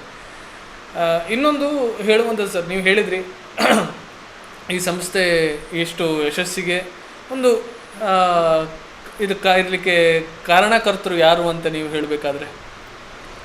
ಖಂಡಿತ. ಒಂದು ಸಂಸ್ಥೆ ನಿರಂತರವಾಗಿ ಬೆಳಿಬೇಕಂತೇಳಿದರೆ ಅದು ಕೇವಲ ಒಂದೆರಡು ವ್ಯಕ್ತಿಯಿಂದ ಆಗುವಂಥದ್ದಲ್ಲ. ಅದು ಸರಿ, ಹೌದು. ಅದು ಎಲ್ಲ ರೀತಿಯಲ್ಲಿ ಅದಕ್ಕೆ ಸಹಕಾರ ಬೇಕಾಗ್ತದೆ. ಈ ಯಶಸ್ವಿಗೆ ಮೂಲ ಕಾರಣ ಅಂತೇಳಿದರೆ ನಾವು ಅದನ್ನು ಎಲ್ಲರನ್ನೂ ಈ ಸಂದರ್ಭದಲ್ಲಿ ನಾನು ನೆನಪಿಸಬೇಕಾಗ್ತದೆ. ಮುಖ್ಯವಾಗಿ ಇದಕ್ಕೆ ಪ್ರಾರಂಭ ಮಾಡಿದ ನಮ್ಮೊಂದು ಟ್ರಸ್ಟ್, ಅದು ಒಂದು ಟ್ರಸ್ಟಲ್ಲಿ ಏನು ನಾವು ಮಾಡಿದ್ದೇವೆ. ಆ ಟ್ರಸ್ಟಿಗಳನ್ನು ನಾನು ಪ್ರಪ್ರಥಮವಾಗಿ ಅವರಿಗೆ ಕೃತಜ್ಞತೆಯನ್ನು ಸಲ್ಲಿಸ್ತೇನೆ. ಯಾಕಂದರೆ ಸಂಸ್ಥೆಯನ್ನೇ ಪ್ರಾರಂಭ ಮಾಡದಿದ್ದರೆ ಯಾವುದು ಯಶಸ್ವಿಯ ವಿಷಯ ಬರುವುದಿಲ್ಲ. ಹೌದು, ಅದು ಒಂದು. ಆ ನಂತರ ಏನು ನಾವು ಟ್ರಸ್ಟಿನ ಮಾಡಿ ಇಲ್ಲಿ ಸಂಸ್ಥೆ ನಡೆಸ್ತಾ ಇದ್ದೇವೆ, ಇದಕ್ಕೆ ನಮಗೆ ನಮ್ಮ ಟ್ರಸ್ಟಿನ ಮೇಲೆ ಒಂದು ವಿಶ್ವಾಸವಿಟ್ಟುಕೊಂಡು ಆ ಭಾರತೀಯ ಸೇವಾ ಮಂಡಳಿ ಟ್ರಸ್ಟ್ ಇದೊಂದು ಒಳ್ಳೆಯ ಸಂಸ್ಥೆ. ಇಲ್ಲಿ ಏನು ದುಡ್ಡು ಕೊಟ್ಟರೂ ಅದು ಅಪವ್ಯಯ ಆಗೋದಿಲ್ಲ, ಅದು ಒಳ್ಳೆಯ ಉದ್ದೇಶಕ್ಕೆ ಬಳಸ್ತಾರೆ ಅಂತ ಹೇಳೋ ದೃಷ್ಟಿಯಲ್ಲಿ ನಮಗೆ ದಾನಿಗಳ ಒಂದು ಸಹಕಾರ ಅದು ಬಹಳ ಮೆಚ್ಚುವಂಥದ್ದು. ಯಾಕಂತೇಳಿದರೆ ಎಲ್ಲರೂ ವಿಶ್ವಾಸದಿಂದ ಅವರಾಗೆ ಬರ್ತಾರೆ. ಇಲ್ಲಿ ನಾವು ಎಲ್ಲಿಗೂ ಕೂಡ ಕಲೆಕ್ಷನಿಗಂತ ಹೋಗೋದಿಲ್ಲ, ಅವರಾಗೆ ಬರ್ತಾರೆ. ಅವರೇ ಬಂದು ಹೇಳ್ತಾರೆ, ಇಲ್ಲಿ ಬಂದು ನೀವು ತುಂಬ ಒಳ್ಳೆಯ ಕೆಲಸ ಮಾಡ್ತಾ ಇದ್ದೀರಿ ಇಲ್ಲಿ, ಹಾಗಾಗಿ ನಾವು ಇಂಥ ಸಂಸ್ಥೆಗೆ ನಮ್ಮ ಯಾವತ್ತೂ ಸಹಕಾರ ಇದೆ ಅಂತ ಹೇಳ್ತಾರೆ. ಹಾಗಾಗಿ ನಾನು ಅವರನ್ನು ಕೂಡ ಈ ಸಂದರ್ಭದಲ್ಲಿ ನೆನಪು ಮಾಡ್ತಾ ಇದ್ದೇನೆ. ಮೂರನೇ ಹಂತದಲ್ಲಿ ನಮ್ಮ ಸಿಬ್ಬಂದಿ ವರ್ಗದವರಿಗೂ ಕೂಡ ಒಂದು ಚಾಲೆಂಜ್ ಆಗಿ ತಗೊಳ್ತಾರೆ ಅವರು. ಯಾಕಂತೇಳಿದರೆ ಅವರು ಯಾವುದೇ ಇಲ್ಲಿ ಮಕ್ಕಳು ಬರಲಿ, ಆ ಮಕ್ಕಳನ್ನು ನಮ್ಮಿಂದಾದ ಪ್ರಯತ್ನದಲ್ಲಿ ನಾವು ಅವರನ್ನು ಸಮಾಜದ ಮುಖ್ಯವಾಹಿನಿಗೆ ತರಬೇಕು ಅಂತ ಪ್ರಯತ್ನದಲ್ಲಿ ನಮ್ಮ ಸಿಬ್ಬಂದಿ ವರ್ಗದವರು ಕೆಲಸ ಮಾಡ್ತಾರೆ. ಅಂದರೆ ಸಣ್ಣ ಸಣ್ಣ ವಿಷಯದಲ್ಲೂ ಕೂಡ ಅವರು ತುಂಬ ಜಾಗೃತೆ ವಹಿಸಿ ಕೆಲಸ ಮಾಡ್ತಾಯಿದ್ದಾರೆ. ಪಕ್ಕನೇ ಯಾವುದಾದ್ರೂ ಮಕ್ಕಳು ನಮ್ಮ ಸಂಸ್ಥೆಯನ್ನು ಬಿಟ್ಟು ಬೇರೆ ಕಡೆ ಹೋಗೋದಿದ್ದರೂ ಅವರು ನೋಡಿ ವಿಚಾರ ಮಾಡಿ ಅವರು ಯಾಕೆ ಹೋಗ್ತಾ ಇದ್ದಾರೆ, ಏನು ಕಾರಣ ಅಂದರೆ, ಒಂದು ಮಗು ಇಲ್ಲಿಂದ ಹೋಗಬೇಕಾದ್ರೆ ಬೇರೆ ಬೇರೆ ಕಾರಣ ಇರ್ತದೆ. ಅದು ಅವ್ರದ್ದು ವೈಯಕ್ತಿಕ ಇರ್ಬೋದು, ಮನೆ ಶಿಫ್ಟ್ ಮಾಡಿರ್ಬೋದು, ಬೇರೆ ಏನೋ ಇರ್ತದೆ. ಆದರೂ ನಮ್ಮ ಸಂಸ್ಥೆಯ ದೃಷ್ಟಿಯಿಂದ ಏನಾದರೂ ಅವರಿಗೆ ನ್ಯೂನತೆ ಆಗಿದೆಯಾ ಅದನ್ನು ಕೂಡ ನೋಡೋ ದೃಷ್ಟಿಯಿಂದ ಅವರು ಇದು ಮಾಡ್ತಾ ಇದ್ದಾರೆ.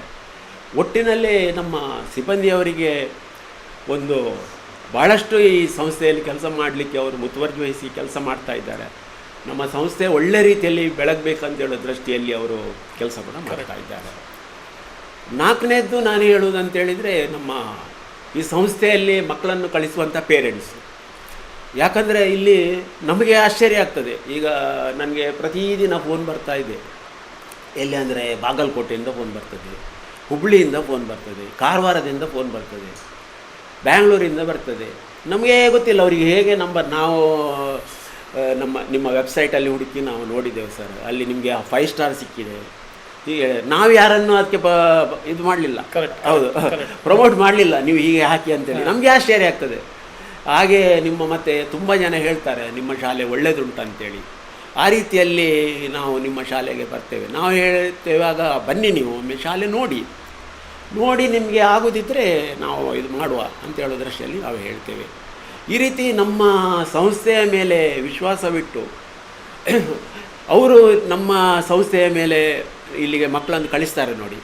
ಅದಕ್ಕಾಗಿ ನಾನು ಅವರಿಗೂ ಕೂಡ ಈ ಸಂದರ್ಭದಲ್ಲಿ ಅಭಿನಂದನೆಯನ್ನು ಸಲ್ಲಿಸ್ತಾ ಇದ್ದೇನೆ. ಒಟ್ಟಿನಲ್ಲಿ ಸಂಸ್ಥೆ ಸುಸೂತ್ರವಾಗಿ ನಡಿಬೇಕಾದ್ರೆ ಯಾವುದಕ್ಕಾದರೂ ಕೂಡ ಒಂದು ದೇವರ ಅನುಗ್ರಹ ಬೇಕು. ಅದು ನಾನು ಪ್ರತಿ ಸಲ ಹೇಳ್ತೇನೆ, ಇಲ್ಲಿ ನಮ್ಮ ಸಿಬ್ಬಂದಿಗಳ ಹತ್ರ ಕೂಡ ಹೇಳ್ತೇನೆ, ನಾವು ಎಷ್ಟೇ ಪ್ರಯತ್ನ ಮಾಡಿದರೂ ಅದು ವ್ಯವಸ್ಥಿತವಾಗಿ ನಡಿಬೇಕಾದ್ರೆ ಅದಕ್ಕೆ ದೇವರ ಅನುಗ್ರಹ ಬೇಕು. ನಾವು ಕೂಡ ಇಲ್ಲಿ ಏನು ಹೇಳ್ತೇವೆ ಅಂತ ಹೇಳಿದರೆ, ದೇವರ ಹತ್ರ ಪ್ರತಿದಿನ ನಾವು ಬೇಡ್ತೇವೆ, ಈ ಸಂಸ್ಥೆಯನ್ನು ನಾವೊಂದು ಮಾಡಿದ್ದೇವೆ, ಇದು ಒಳ್ಳೆ ರೀತಿಯಲ್ಲಿ ನಡಿಬೇಕು, ನಿಮ್ಮ ಅನುಗ್ರಹ ಬೇಕು ಅಂತೇಳಿ ದೃಷ್ಟಿಯಲ್ಲಿ ನಾವು ದೇವರ ಹತ್ರ ಬೇಡ್ತೇವೆ. ಅದಕ್ಕೆ ಪೂರಕವಾಗಿ ದೇವರು ನಮ್ಮ ಸಂಸ್ಥೆಗೆ ಒಳ್ಳೆ ರೀತಿಯಲ್ಲಿ ಅನುಗ್ರಹ ಕೊಟ್ಟಿದ್ದಾರೆ. ಹಾಗಾಗಿ ನಾವು ಅದನ್ನು ದೇವರ ಒಂದು ಅನುಗ್ರಹ ಈ ಸಂಸ್ಥೆಗೆ ಇದ್ದದ್ರಿಂದ ನಾವು ಯಾವತ್ತೂ ಕೂಡ ದೇವರಿಗೆ ಚಿರಋಣಿಗಳು. ಖಂಡಿತ ನೀವು ಅದು ಕೊನೆಯದಾಗಿ ಹೇಳಿರುವಂಥ ವಿಚಾರ ಅಂತೂ ಸತ್ಯ ಸರ್. ಏನಂತ ಹೇಳಿದರೆ, ನೀವು ದೇವರ ಮಕ್ಕಳ ಜೊತೆ ಕೆಲಸ ಮಾಡ್ತಾ ಇರುವಂಥದ್ದು. ಹಾಗಾಗಿ ದೇವರ ಕೃಪೆ ಅಂತೂ ನಿಮ್ಮ ಸಂಸ್ಥೆ ಮೇಲಾಗಿರ್ಬೋದು, ನಿಮ್ಮ ಹಿತೈಷಿಗಳ ಮೇಲಾಗಿರ್ಬೋದು, ನಿಮ್ಮ ವೃತ್ತಿ ವೃಂದದಲ್ಲ ಅವ್ರಿಗಾಗಿರ್ಬೋದು, ಅದು ಎಲ್ಲರ ಮೇಲೆ ಇರ್ತದಂತ ಹೇಳುವಂತಹ ಭಾವನೆ ನನಗೂ ಇದೆ ಸರ್. ಇಂತಹ ಒಂದು ದೊಡ್ಡ ಸಂಸ್ಥೆ ಅಂತ ಹೇಳಿದ ನಂತರ ಒಂದು ವಾರ್ಷಿಕವಾಗಿ ಎಷ್ಟು ವೆಚ್ಚ ಬರ್ತದೆ ಸರ್? ಇದನ್ನು ಹೇಗೆ ನಡೆಸ್ಕೊಂಡು ಹೋಗ್ತಾ ಇದ್ದೀರಿ? ನಿಜವಾಗಿ ಸರಿಯಾದ ಪ್ರಶ್ನೆ. ಕೆಲವು ಸಲ ನಮಗೆ ಆಶ್ಚರ್ಯ ಆಗ್ತದೆ ಇದು ಹೇಗೆ ನಡೀತಾ ಇದೆ ಅಂತೇಳಿ. ಅಂದರೆ ಒಂದು ವರ್ಷದ ನಾವು ಇದನ್ನು ತೆಗೆದು ನೋಡುವಾಗ ನಮಗೆ ಆಶ್ಚರ್ಯ ಆಗ್ತದೆ, ಇಷ್ಟು ಖರ್ಚು ಆಯಿತಾ, ಇಷ್ಟು ದುಡ್ಡು ಸಂಗ್ರಹ ಬಂತಾ ಅಂತೇಳಿ ದೃಷ್ಟಿಯಲ್ಲಿ. ಅದು ನಾನು ಈಗಾಗಲೇ ಹೇಳಿದೆ ನೋಡಿ, ಒಂದು ದೇವರ ಅನುಗ್ರಹ ಉಂಟು ಅಂತ ಹೇಳೋದಕ್ಕೆ ಅದೇ ಸಾಕ್ಷಿ. ಕರೆಕ್ಟ್, ಹೌದು. ಎರಡನೇದ್ದು ನಮ್ಮ ಸಂಸ್ಥೆಯ ಮೇಲೆ ದಾನಿಗಳು ಇಟ್ಟಿರುವಂಥ ಅಚಲವಾದ ವಿಶ್ವಾಸ, ನಂಬಿಕೆ. ಅಂದರೆ ಇಲ್ಲಿ ದುಡ್ಡು ಕೊಟ್ಟರೆ ಒಳ್ಳೆಯ ರೀತಿಯಲ್ಲಿ ಅದು ವಿನಿಯೋಗ ಆಗ್ತದೆ. ಮತ್ತು ಒಂದು ನಮ್ಮ ಟ್ರಸ್ಟಿಗಳು ಎಲ್ಲರೂ ಕೂಡ ಏನಂದರೆ ಇದಕ್ಕೆ ಏನು ಬೇಕು ಅಂತ ಅದಕ್ಕೆ ಎಲ್ಲರೂ ಕೂಡ ಐಕ್ಯಮತದಿಂದ ನಮ್ಮದೊಂದು ಕೆಲಸ ಆಗ್ತಾ ಉಂಟು. ಕೆಲವು ಕಡೆ ಅದು ಒಂದು ಟ್ರಸ್ಟಿಗಳಲ್ಲೂ ನಾವು ನೋಡ್ತೇವೆ, ಕೆಲವು ಕಡೆ ಬೇರೆ ಬೇರೆ ರೀತಿಯ ಅಭಿಪ್ರಾಯಗಳಿರ್ತದೆ. ಅಂಥದ್ದಿಲ್ಲ ಇಲ್ಲಿ ಐಕ್ಯಮತದಿಂದ ಏನು ನಾವೊಂದು ಮ್ಯಾನೇಜ್ಮೆಂಟ್ನಲ್ಲಿ ಒಂದು ಇಲ್ಲಿ ದಿನ ವ್ಯವಹಾರವನ್ನು ನೋಡ್ತೇವೆ. ನಾವು ಏನಾದರೂ ಅದನ್ನು ಇಟ್ಟರೆ ಅವ್ರು ಯಾರೂ ಕೂಡ ಅದಕ್ಕೆ ಆಕ್ಷೇಪ ತೆಗೆಯುವುದಿಲ್ಲ. ಒಟ್ಟಿನಲ್ಲಿ ಸಂಸ್ಥೆ ಒಳ್ಳೆ ರೀತಿಯಲ್ಲಿ ನಡಿಬೇಕಂತ ಹೇಳಿದ ದೃಷ್ಟಿಯಲ್ಲಿ ಮಾಡ್ತೇವೆ. ಬಹುತೇಕ ನಮಗೆ ಈಗ ಸರ್ಕಾರದ ಅನುದಾನ ಒಂದು 45% ನಮ್ಮ ಒಟ್ಟು 40ರಿಂದ 45%ವರೆಗೆ ಬರ್ಬೋದು. ಬಾಕಿದ್ದು ನಮಗೆ ದಾನಿಗಳ ಸಹಕಾರದಿಂದಲೇ ನಾವು ನಡೆಸ್ತೇವೆ. ಜೊತೆಯಲ್ಲಿ ನಮಗೆ ಇನ್ಫ್ರಾಸ್ಟ್ರಕ್ಚರ್ ಡೆವಲಪ್ಮೆಂಟಿಗೆ ನಾವು ಕೆಲವು ಕಾರ್ಪೊರೇಟ್ ಸೆಕ್ಟರಿಂದ CSR ಫಂಡ್ಸ್ ಅದನ್ನೆಲ್ಲ ನಾವು ತೆಕ್ಕೊಂಡ್ರೆ, ಮೇಂಟೆನೆನ್ಸಿಗೆ ನಾವು ದಾನಿಗಳ ಸಹಕಾರವನ್ನು ತೆಕ್ಕೊಂಡ್ರೆ ನಮ್ಮ ಇನ್ಫ್ರಾಸ್ಟ್ರಕ್ಚರ್ ಡೆವಲಪ್ಮೆಂಟಿಗೆ, ವೆಹಿಕಲಿಗೆ ಎಲ್ಲ ಕಾರ್ಪೊರೇಟ್ ಸೆಕ್ಟರ್ ಮತ್ತು ಬೇರೆ ಬೇರೆ ಬ್ಯಾಂಕ್ಗಳ CSR ಫಂಡಿನಿಂದ ಕೂಡ ನಾವು ಟ್ರೈ ಮಾಡ್ತಾ ಇರ್ತೇವೆ. ಆ ರೀತಿ ನಮಗೆ ಸಹಕಾರ ಸಿಗ್ತದೆ, ಆ ರೀತಿ ಒಳ್ಳೆ ನಡೀತದೆ. ಇನ್ನೂ ಹಲವು ಯೋಜನೆಗಳು ನಮ್ಮದು ಇದೆ ಈಗ, ಅದಕ್ಕೂ ಕೂಡ ನಾವು ಆ ಧೈರ್ಯದಲ್ಲೇ ನಾವೀಗ ಇದ್ದೇವೆ, ಮುಂದೆ ಹೋಗ್ತಾ ಇರುವಂಥ. ಹೌದು. ಇನ್ನೊಂದು ನನಗೆ ನಿಮ್ಮ ಶಾಲೆಯಲ್ಲಿ ನೋಡಿರುವಂತಹ ಒಂದು ವಿಶೇಷ ಏನಂತ ಹೇಳಿದರೆ, ನಿಮ್ಮಲ್ಲಿರುವಂತಹ ಆಡಿಯಾಲಜಿ ಒಂದು ರೂಮ್ ಅಂತ ಹೇಳಿದೆ. ನೀವು ಆವಾಗ ನಿಮ್ಮ ಹತ್ರ ಮಾತಾಡುವಾಗ ನೀವು ಹೇಳಿದ್ರಿ, ಒಂದು ನೀವು ಹೇಗೆ ಒಂದು ಇಯರ್ಲಿ ಒನ್ಸ್ ಆರ್ ನೀವೊಂದು ಕ್ಯಾಂಪ್ ಥರ ಮಾಡ್ತೀರ ಅಂತ ಹೇಳಿ, ಅದರ ಬಗ್ಗೆ ಒಂದಿಷ್ಟು ವಿಚಾರಗಳನ್ನು ಹೇಳ್ಬೋದು ಸರ್? ನಾನು ಮೊದಲೇ ಹೇಳಿದ ಹಾಗೆ ನಾವು ಪ್ರತಿ ದಿವಸ ಕೂಡ ಯೋಚನೆ ಮಾಡ್ತೇವೆ, ಈ ಸಂಸ್ಥೆಯಿಂದ ಇಂಥ ಮಕ್ಕಳಿಗೆ ಏನು ಪ್ರಯೋಜನ ಹೆಚ್ಚಿಸ್ಬೋದು ಅಂತ ಹೇಳೋ ದೃಷ್ಟಿಯಲ್ಲಿ ನಾವು ಕೆಲಸ ಮಾಡ್ತೇವೆ. ಆ ದೃಷ್ಟಿಯಲ್ಲಿ ನಾವು ಕೆಲಸ ಮಾಡುವಾಗ ನಾವು ದಿನ ಕೂತಾಗ ನಮಗೆ ತಲೆಗೆ ಆಲೋಚನೆ ಹೋಗ್ತದೆ, ಯಾವ ರೀತಿಯಲ್ಲಿ ಮಾಡ್ಬೋದು ಅಂತ ಹೇಳೋ ದೃಷ್ಟಿಯಲ್ಲಿ ನಾವು ಯೋಚನೆ ಮಾಡ್ತೇವೆ. ಆ ರೀತಿಯಲ್ಲಿ ನಮಗೆ ಫಿಸಿಯೋಥೆರಪಿದ್ದು ನಾವು ಘಟಕ ಆಯಿತು. ನಮಗೆ ಹೇಗೂ ಅದೊಂದು ನಮಗೆ ಆ್ಯಪಲ್ ಕಂಪನಿಯ ವತಿಯಿಂದ ಸಹಕಾರದಿಂದ ಅದನ್ನು ನಾವು ಮಾಡಿದ್ದೆವು. ನಾರ್ಮಲಿ ಅದು ಫಿಸಿಯೋಥೆರಪಿ ಆದ ಕೂಡಲೇ ಸ್ಪೀಚ್ ಥೆರಪಿದ್ದು ಬಂತು. ಭಾಳ ಜನ ಹೇಳಿದರು, ನಮ್ಮ ಮಕ್ಕಳಿಗೆ ಮಾತಿನ ತೊಂದರೆ ಇದೆ ಅಂತ ಹೇಳೋ ದೃಷ್ಟಿಯಲ್ಲೆಲ್ಲ ಹೇಳಿದರು. ಕರೆಕ್ಟ್. ಅದಕ್ಕೆ ನಾವು ಆ ದೃಷ್ಟಿಯಲ್ಲಿ ನಾವು ಕೆಲಸ ಮಾಡಲಿಕ್ಕೆ ಪ್ರಾರಂಭ ಮಾಡಿದೆವು. ನಾವು ಅದು ನಮಗೆ ಇಂಥ ಒಂದು ಘಟಕ ಮಾಡಬೇಕಾದ್ರೆ ನಾವು ಅದಕ್ಕೆ ಪ್ಲ್ಯಾನ್ ಎಲ್ಲ ಮಾಡಿದ್ದೆವು, ಎಸ್ಟಿಮೇಷನ್ ಎಲ್ಲ ಮಾಡಿದೆವು ನಾವು. ಆನಂತರ ನಮಗೆ ಇದಕ್ಕೂ ಕೂಡ ಒಬ್ಬರು ದಾನಿಗಳು ಸಿಕ್ಕಿದ್ರು. ಅವರು ಯಾಕೆ ಅದನ್ನು ಮಾಡಬೇಕಂತ ಹೇಳೋ ದೃಷ್ಟಿಯಲ್ಲಿ ಹೇಳಿದ್ದಾದರೆ, ಅದೇ ಇಲ್ಲಿ ಸ್ಪೀಚ್ ಥೆರಪಿದ್ದು ಭಾಳ ಜನರ ಒಂದು ಬೇಡಿಕೆ ಇತ್ತು. ಮತ್ತು ಏನಂದರೆ ಆಡಿಯಾಲಜಿ ಒಂದು ಘಟಕ ಬೇಕು ಅಂತೇಳಿ, ಅಂದರೆ ಸ್ಪೀಚ್ ಥೆರಪಿಯವರಿಗೆ ಏನಾದರೂ ಆಡಿಯಾಲಜಿ ಪ್ರಾಬ್ಲಮ್ಸ್ ಇದ್ದರೆ ಅವರಿಗೆ ಎಲ್ಲಿ ಹೋಗೋದು, ಇಲ್ಲಿ ಭಾಳ ಕಷ್ಟ. ಎಲ್ಲಿ ಕೂಡ ಕ್ಯಾಂಪ್ ಇಲ್ಲ ಎಂಥದಿಲ್ಲ. ಅವರು ಒಂದು ಮಣಿಪಾಲಕ್ಕೆ ಹೋಗಬೇಕು, ಇಲ್ಲದಿದ್ದರೆ ಮಂಗಳೂರಿಗೆ ಹೋಗಬೇಕು. ಆ ರೀತಿ ಹೋಗಿ ಬರೋದಂದರೆ ಒಂದು ದಿವಸ ಅಂತ ಹೇಳಿದರೆ ಇಡೀ ದಿವಸ ಹೋಗ್ತದೆ. ಅದರ ಜೊತೆಯಲ್ಲಿ ಒಂದು ದಿವಸದಲ್ಲಿ ಆಗೋದಿಲ್ಲ. ಅದರ ಜೊತೆಯಲ್ಲಿ ತುಂಬ ಖರ್ಚು ಮಾಡಬೇಕಾಗ್ತದೆ. ಆ ದೃಷ್ಟಿಯಲ್ಲಿ ನಮಗೆ ಕೆಲವರೆಲ್ಲ ಸಲಹೆ ಕೊಟ್ಟರು, ಇಲ್ಲೇ ಒಂದು ಆಡಿಯಾಲಜಿ ಘಟಕ ಮಾಡಿ, ಸ್ಪೀಚ್ ಥೆರಪಿಯನ್ನು ನೀವು ಮಾಡಿ ಅಂತ ಹೇಳಿದರು. ಆ ಪ್ರಕಾರ ನಾವು ಇದನ್ನು ಒಬ್ಬರ ಹತ್ರ ಮಾತಾಡಿದ್ದಕ್ಕೆ ಅವರು ದುಡ್ಡು ಅದಕ್ಕೆ ಸ್ಪಾನ್ಸರ್ ಮಾಡಿದರು. ಅದರ ಜೊತೆಯಲ್ಲಿ ನಮಗೆ KMC ಸ್ಪೀಚ್ ಆ್ಯಂಡ್ ಹಿಯರಿಂಗಿನ HOD ಮೇಡಮ್ ಅವ್ರ ಹೆಸರೆಂಥದ್ದು ನನಗೆ ಗೊತ್ತಾಗಿಲ್ಲ, ಉಷಾ ಮೇಡಮ್, ಹೌದು, ಉಷಾ ಮೇಡಮ್ ಹತ್ರ ನನಗೆ ಏನು ಸಂಪರ್ಕವೇ ಇರಲಿಲ್ಲ ಅವ್ರ ಹತ್ರ. ನಾನು ಹೀಗೆ ಅವರಿಗೆ ಒಂದು ಮೇಲ್ ಹಾಕಿದೆ, ಹೀಗೆ ನಮ್ಮ ಸಂಸ್ಥೆಯಲ್ಲಿ ಒಂದು ಆಡಿಯಾಲಜಿ ಆಗಬೇಕು, ಅದಕ್ಕೆ ನೀವು ನಮಗೆ ಸಹಕಾರ ಕೊಡಬೇಕಂತೇಳಿ. ಅವ್ರು ಕೂಡಲೇ ರಿಪ್ಲೈ ಹಾಕಿದರು, ನಿಮ್ಗೆ ಏನಾಗಬೇಕು ಹೇಳಿ, ನಾನು ಅದಕ್ಕೆ ಮಾಡಿಕೊಡ್ತೇನೆ ಅಂತೇಳಿ ಹೇಳಿದರು. ಮತ್ತು ಎಲ್ಲ ಅವರು ಸ್ಪೆಸಿಫಿಕೇಷನ್ ಎಲ್ಲ ಕಳಿಸಿದರು. ಮತ್ತು ಅದನ್ನು ಯಾರು ಮಾಡ್ತಾರೆ ಅಂತೇಳಿ ಡೆಲ್ಲಿಯಲ್ಲಿ ಅವರೇ ಅಡ್ರೆಸ್ ಕೊಟ್ಟರು. ಆನಂತರ ಎಲ್ಲ ರೀತಿಯಲ್ಲಿ ಅದನ್ನು ವ್ಯವಸ್ಥೆ ಮಾಡಲಿಕ್ಕೆ ಅವರು ನಮಗೆ ತುಂಬ ಸಹಕಾರ ಕೊಟ್ಟು, ಅಂದರೆ ನಾವು ದುಡ್ಡು ಖರ್ಚು ಮಾಡುವಾಗ ಅದು ಒಳ್ಳೆಯ ರೀತಿಯಲ್ಲಿ ಆಗಬೇಕು, ಆ ದೃಷ್ಟಿಯಲ್ಲಿ ನಮಗೆ ಅವರು ಇದು ಮಾಡಿದರು. ಆ ಪ್ರಕಾರ ಅದನ್ನು ನಾವು ಪ್ರಾರಂಭ ಮಾಡಿದೆವು. ಒಳ್ಳೆಯ ರೀತಿಯಲ್ಲಿ ಅದರ ಸದುಪಯೋಗ ಆಗ್ತಾ ಉಂಟು. ಭಾಳಷ್ಟು ಜನರಿಗೆ ಇಲ್ಲಿ ಅದರ ಹೆಲ್ಪ್ ಸಿಗ್ತದೆ. ಅದು ಕೇವಲ ನಾವು ಮಕ್ಕಳಿಗೆ ಮಾತ್ರ ಅಲ್ಲ, ದೊಡ್ಡವರು ಬರ್ತಾರೆ ಆ ಸಮಯದಲ್ಲಿ. ದೊಡ್ಡವರು ಬಂದು ಇಲ್ಲಿ ಟೆಸ್ಟ್ ಮಾಡಿ ಹೋಗ್ತಾರೆ ಅಂತ ಒಂದು ಇದನ್ನು ನಾವು ಕೈಗೊಂಡಿದ್ದೇವೆ. ತುಂಬ ಒಂದು ಒಳ್ಳೆಯ ಉದ್ದೇಶದಿಂದ ಪ್ರಾರಂಭ ಮಾಡಿರುವಂಥದ್ದು, ಒಳ್ಳೆಯ ಉದ್ದೇಶದಿಂದ ಅದು ನಡೀತಾನೂ ಇದೆ. ತುಂಬ ಖುಷಿ ಸರ್. ನನಗೆ ಇನ್ನೊಂದು ಪ್ರಶ್ನೆ ಅಂತ ಹೇಳಿದರೆ, ನಾನು ಈ ಎಸ್ಪೆಷಲಿ ಸ್ಪೆಷಲ್ ಮಕ್ಕಳಿಗಾಗಿರ್ಬೋದು, ವಿಶೇಷ ಆಗ್ಬೋದು, ಅದರಲ್ಲೂ ಸಹ ಈ ಆಟಿಸಮ್ ಆಗಿರ್ಬೋದು, intellectual disability and learning disability, ಈ ವಿಚಾರದಲ್ಲಿ ಅವೇರ್ನೆಸ್ ಎಷ್ಟು ಇಂಪಾರ್ಟೆಂಟ್ ಸರ್? ಎಷ್ಟು ಅವೇರ್ನೆಸ್ಗಳು ಸಮಾಜಕ್ಕೆ ಹೋದರೆ ಒಳ್ಳೆಯದು? ಯಾಕಂತ ಹೇಳಿದರೆ, ಒಂದು ಈ ಮಕ್ಕಳನ್ನು ನೋಡುವಂಥ ದೃಷ್ಟಿ ಬದಲಾಗಬೇಕು ಅಂತ ಹೇಳುವಂಥದ್ದು ಒಂದು ಕಾರಣ ಇತ್ತಂತ ಹೇಳಿದರೆ, ಇದನ್ನು ಹೇಗೆ ನಾವು ಎಷ್ಟು ಇಂಪಾರ್ಟೆಂಟಾಗಿ ನಾವು ನೋಡಲಿಕ್ಕಾಗುತ್ತೆ ಸರ್? ನೀವು ಭಾಳ ಒಂದು ಒಳ್ಳೆಯ ಪ್ರಶ್ನೆ ಕೇಳಿದ್ದೀರಿ. ಯಾಕಂದರೆ ಇದು ಅವೇರ್ನೆಸ್ ಅಂತೇಳುವಂಥದ್ದು ಬಹಳ ಒಂದು ಮುಖ್ಯವಾದದ್ದು. ನಮ್ಮ ಕಾರ್ಯಯೋಜನೆಯಲ್ಲಿ ಅದು ಕೂಡ ಇದೆ.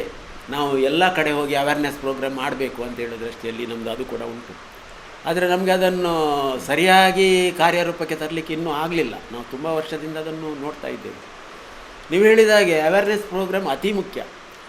ವಿಶೇಷವಾಗಿ ನೋಡಿ, ಅದನ್ನು ಮುಖ್ಯವಾಗಿ ಪೇರೆಂಟ್ಸಿಗೆ ಇದರ ಬಗ್ಗೆ ಜನಜಾಗೃತಿ ಆಗಬೇಕು. ಕರೆಕ್ಟ್. ಇಲ್ಲಿ ನಾವು ನೋಡ್ತೇವೆ, ಕೆಲವು ಮಕ್ಕಳನ್ನು 8-10 ವರ್ಷ ಆದರೂ ಅವರು ತಮ್ಮ ಮಗುವಿನಲ್ಲಿ ನ್ಯೂನ್ಯತೆ ಉಂಟಂತ ಒಪ್ಪಿಕೊಳ್ಳಿಕ್ಕೆ ಅವರು ತಯಾರಿರುವುದಿಲ್ಲ. ಕರೆಕ್ಟ್. ಮತ್ತು ಮನೆಯಲ್ಲಿ ಅವರು ಸ್ಪೆಷಲ್ ಸ್ಕೂಲಿಗೆ ಕಳಿಸಲಿಕ್ಕೆ ತಯಾರಿರುವುದಿಲ್ಲ. ನಮ್ಮ ಮಗು ಸರಿ ಉಂಟಂತೇಳಿಯೇ ಅವರು ತಿಳ್ಕೊಳ್ತಾರೆ. ಭಾಳಷ್ಟು ಜನರಿಗೆ ಅದನ್ನು ಮನವರಿಕೆ ಇನ್ನೂ ಕೂಡ ಆಗಲಿಲ್ಲ.